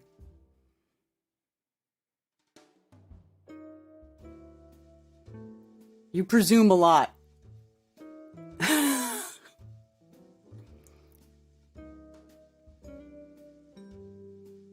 Do you know that there's companies right now trying to build airships that hold cargo and they're spending millions and millions of dollars and they still don't have the design right? So you think that whatever you think the reset was, way back then they were using airships to carry heavy building materials. Okay. How did the bricks get to one area? They made them. They made the bricks. They made them. Honey Boo died? Really, Dr. Law? No way.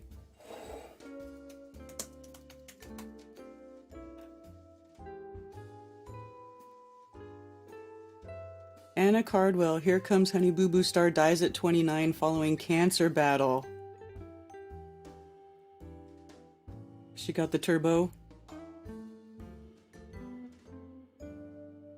Reality TV personality Anna Chickadee Cardwell, best known as the daughter of Mama June Shannon and sister of Alana Honey Boo Boo Thompson, has died following her battle with cancer.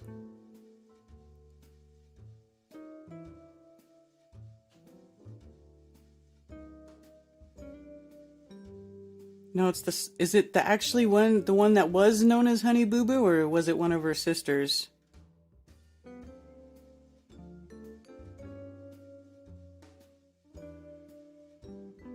Alana Honey Boo Boo Thompson completely broken by sister Anna Chickadee Cardwell's death. Okay, so it wasn't Honey Boo Boo, it was her sister. Anna is no longer with us. She get the turbo C from the you-know-what-ski? Possibly.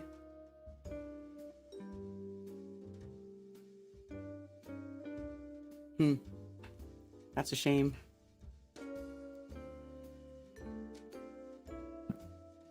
Yes, Billingtano, bricks can be made on site with clay and fire.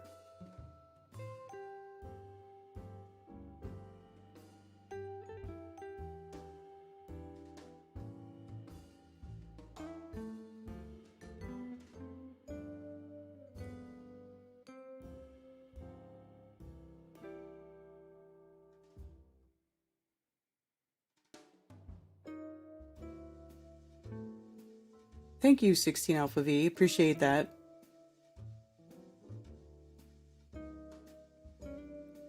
I mean, I always say I don't want to talk about it, but then people come here and make me talk about it anyway. The reset is obvious. They call apes the firmament, which is Earth's magnetic field. How else are the stars gonna fall to Earth? I don't know what that means. I don't know what that means.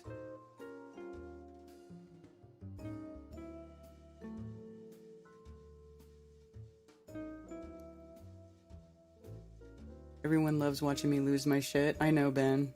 And you know what, though? I hate doing that. I always feel like, oh my god, I don't want to be, like, freaking out all the time. I just want to be chill. I just want to be chill.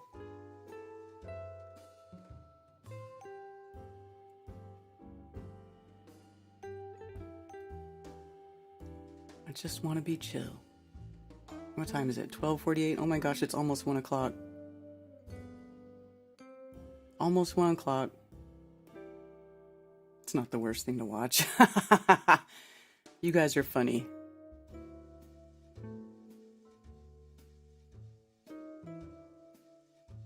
Man, you guys just say ridiculous shit. It's too funny. For well over a century, we've been taught continuing tale of falsehoods about two critical areas in our history: the founding area and the misnamed Civil War.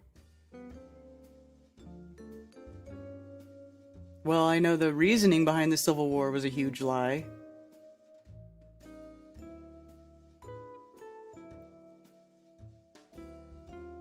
That's not a new thing. Anyway,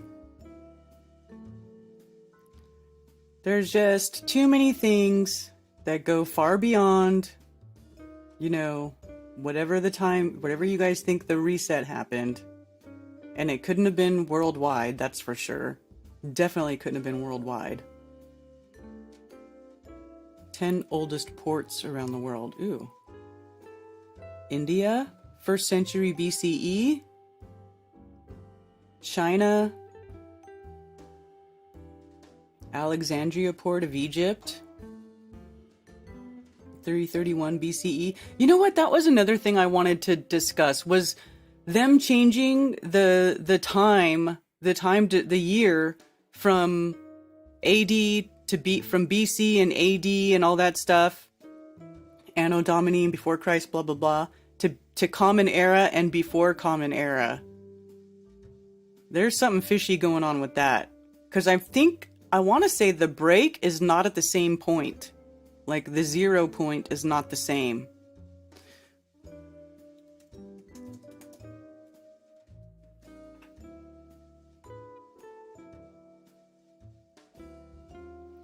Common Era and before the Common Era are the notations for the Gregorian calendar and its predecessor, the Julian calendar, the world's most widely used calendar area.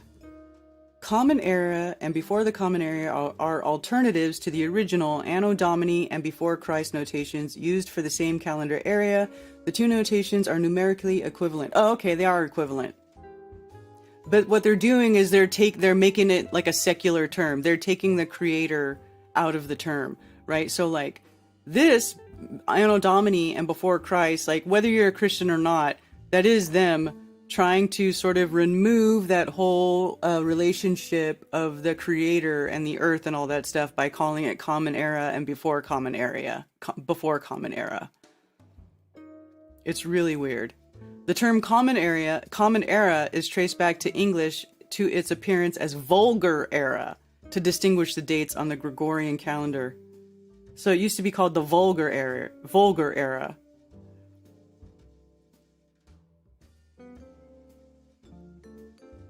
The word vulgar originally meant of the ordinary people with no derogatory associations. Oh, so vulgar just meant ordinary people. And now, if you get called vulgar, it's an insult, but it just means ordinary person. Like, you peasant. That's so funny. Okay, I thought it might have had a different 0 point, but they're equivalent. But yeah, interesting. Interesting that they're trying to change it. I'm from the Vulgar Era for sure.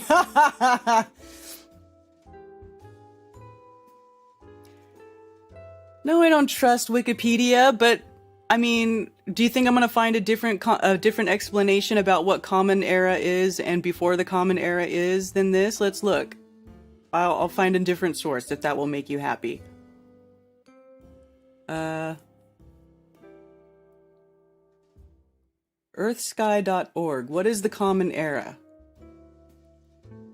What is the Common Era?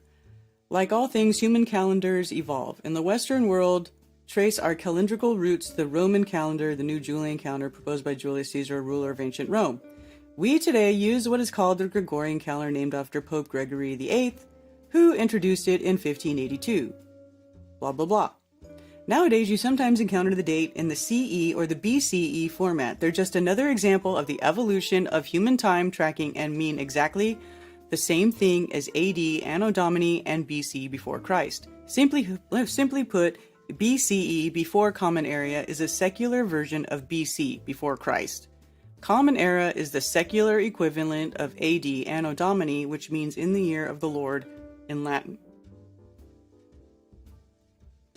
I mean, I just don't think... Look, I'm not going to trust Wikipedia's rendition of 9/11, but I don't think Wikipedia is going to lie about what is the definition of Common Era and before Common Era. You know what I'm saying?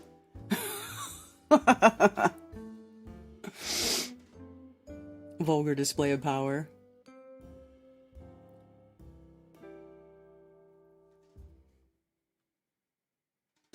Like the Vulgate version of the Bible, common language for common people. Yeah.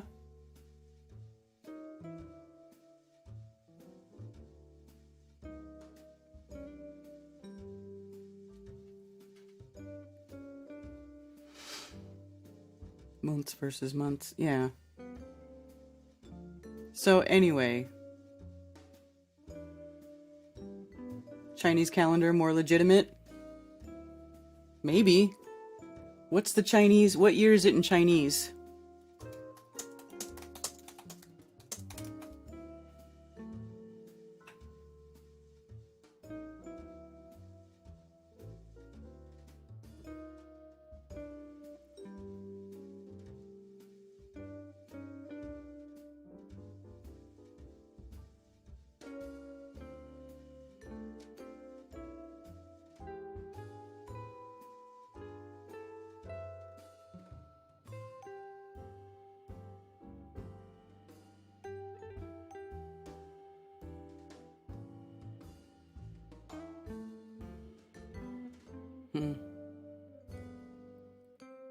So in Chinese, it's 4719.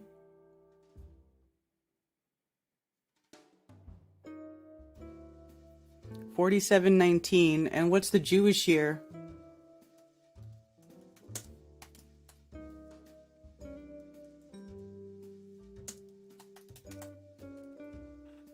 The Jewish calendar. 5784. And the Chinese calendar, 4719. So there's about 1,000 years difference there. That's interesting, huh? It's interesting that...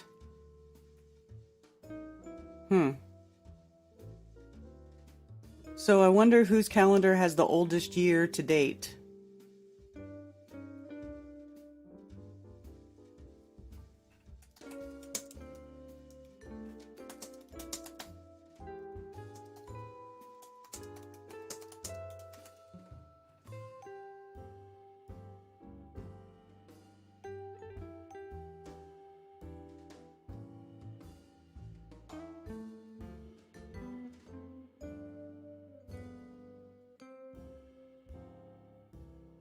British archaeology experts have discovered what they believe to be the world's oldest calendar, created by hunter-gatherer societies dating back to 8000 BC. The Mesolithic monument was originally excavated in Aberdeenshire, Scotland by the National Trust for Scotland 2004. Let's see it.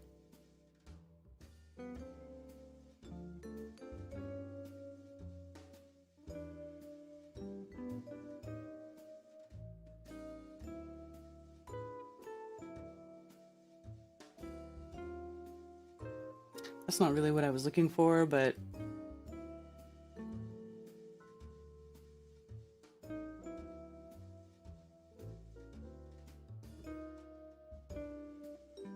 after 10,000 years, world's first calendar.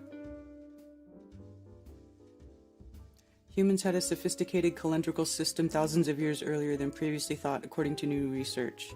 The discovery is based on a detailed analysis of data from archaeological site in northern Scotland, a row of ancient pits which archaeologists believe is the world's oldest calendar. It is almost 5,000 years older than its nearest rival, an ancient calendar from the Bronze Age, Mesopotamia. Created by Stone Age Britain some 10,000 years ago. Of course, we don't know that that timeline is correct. I'm not saying it is. I'm just reading it to see what they say. Don't freak out and go, Karen's pushing the official narrative. Archaeologists believe that the complex of pits was designed to represent the months of the year and the lunar phases of the month. They believe it also allowed the observation of the midwinter sunrise, in effect the birth of the new year, so that the lunar calendar could annually be recalibrated to bring it back into line with the solar year. This is weird though, because why would they put... So this would mean like Christmas time? That's not the birth of a new year though. The ancients all thought the new year started with the new life, with spring. You know? Like, I just don't believe that 10,000 years ago they were in the middle of winter going, oh, it's the new year. Like, it doesn't make any sense. See, I'm not pushing the official narrative. Remarkably, the monument was in use for some 4,000 years, from around 8,000 BC to around 4,000 BC. Well, that's just what they say. The pits were periodically recut, probably dozens of times, possibly hundreds of times. Over those 4 millennia, it is therefore impossible to know whether or not they originally held timber posts or standing stones after they were first dug 10,000 years ago. However, variations in the depths of the pit suggest that the ark had a complex design, with each lunar month potentially divided into 3 roughly 10-day weeks, representing the waxing moon, gibbous full moon, and the waning moon. Well, that's interesting. But, so, I don't know. I don't know if we'll ever really know, like, how old, you know, we are or this place is. I think that's impossible to know. I think that's one of those things that we just probably aren't meant to know, you know? That's not always the case. Heathens started their day at sundown. Also, the year started at winter. Really? See, I didn't know that. And it just is counterintuitive to me, actually, to think that they would be like in the middle of winter, like celebrating the new year. It just doesn't seem, but whatever. Maybe they did.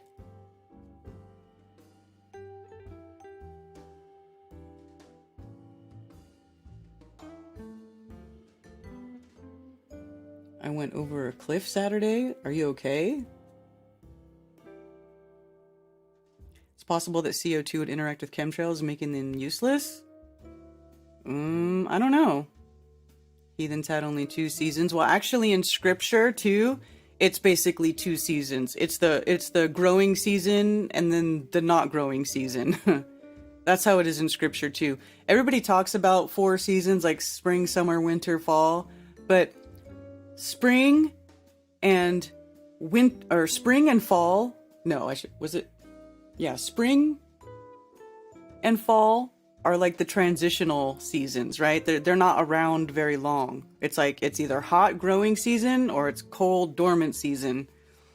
So that's how it should be. I mean, really, if you think about it, because the transitional seasons are very quick. It's very fleeting. And it just kind of does make more sense that there's really only 2 seasons. There's sunny season and winter season.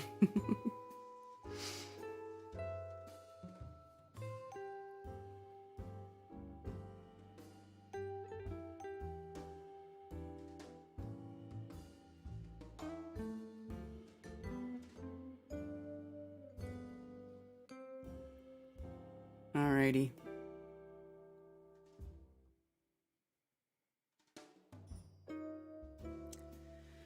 Anyway,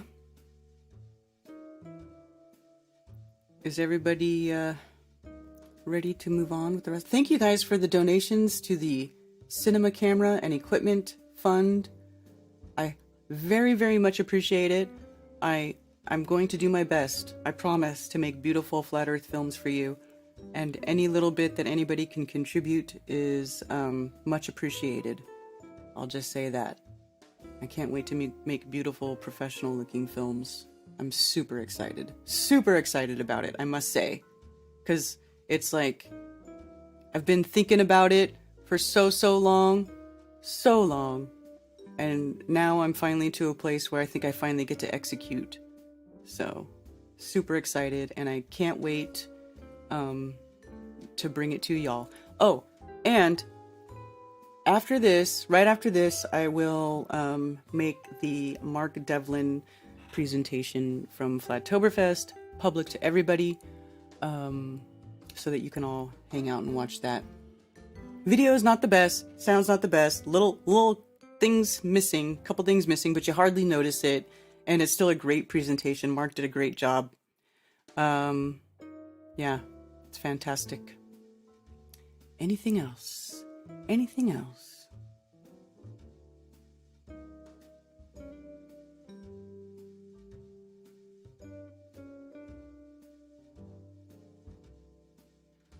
Is that it? Cheers. Thank you for the tip, John Keeley, on Rockfin. I appreciate it.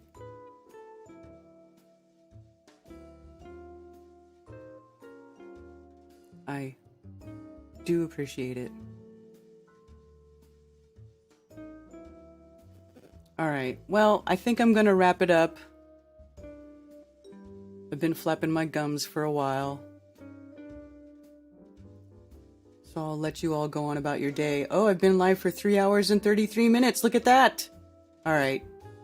Well, thank you all for being here for another episode of Coffee Talk. I appreciate you all. I will be back tomorrow with Mr. Mark Sargent for another episode of Strange World. And what else? Thursday will be Glowbusters Tech on the Glowbusters channel. I think we're going to have a special guest, Chris Van Maitre. I'm not sure if that's been confirmed yet, but possibly, so that should be a very interesting show. Saturday anti-religious scripture study. Oh, and I may do a subscribers coffee talk this Friday. We'll try it again. And I think that is it. So, all right. Have a wonderful day, y'all. Thank you very much for your support and your commentary. And I hope you all have a wonderful rest of your week. Cheers. And for those who wish to send me stuff through snail mail, you can send it to P.O. Box 10, Earl, North Carolina, 28038. There are also links below for Flat Earth merch, and you can send me donations. And I do appreciate all the support. Sincerely, thank you very much. Also, please go to flatearthfestivals.com for all information about upcoming Flattoberfests and Flat Earth-friendly local meetups. If you are organizing a local Flat Earth meetup, email me at flatearthfestivals@protonmail.com with your meetup information to have it listed on the website for free. For everything else, you can email me at karenbfe@protonmail.com.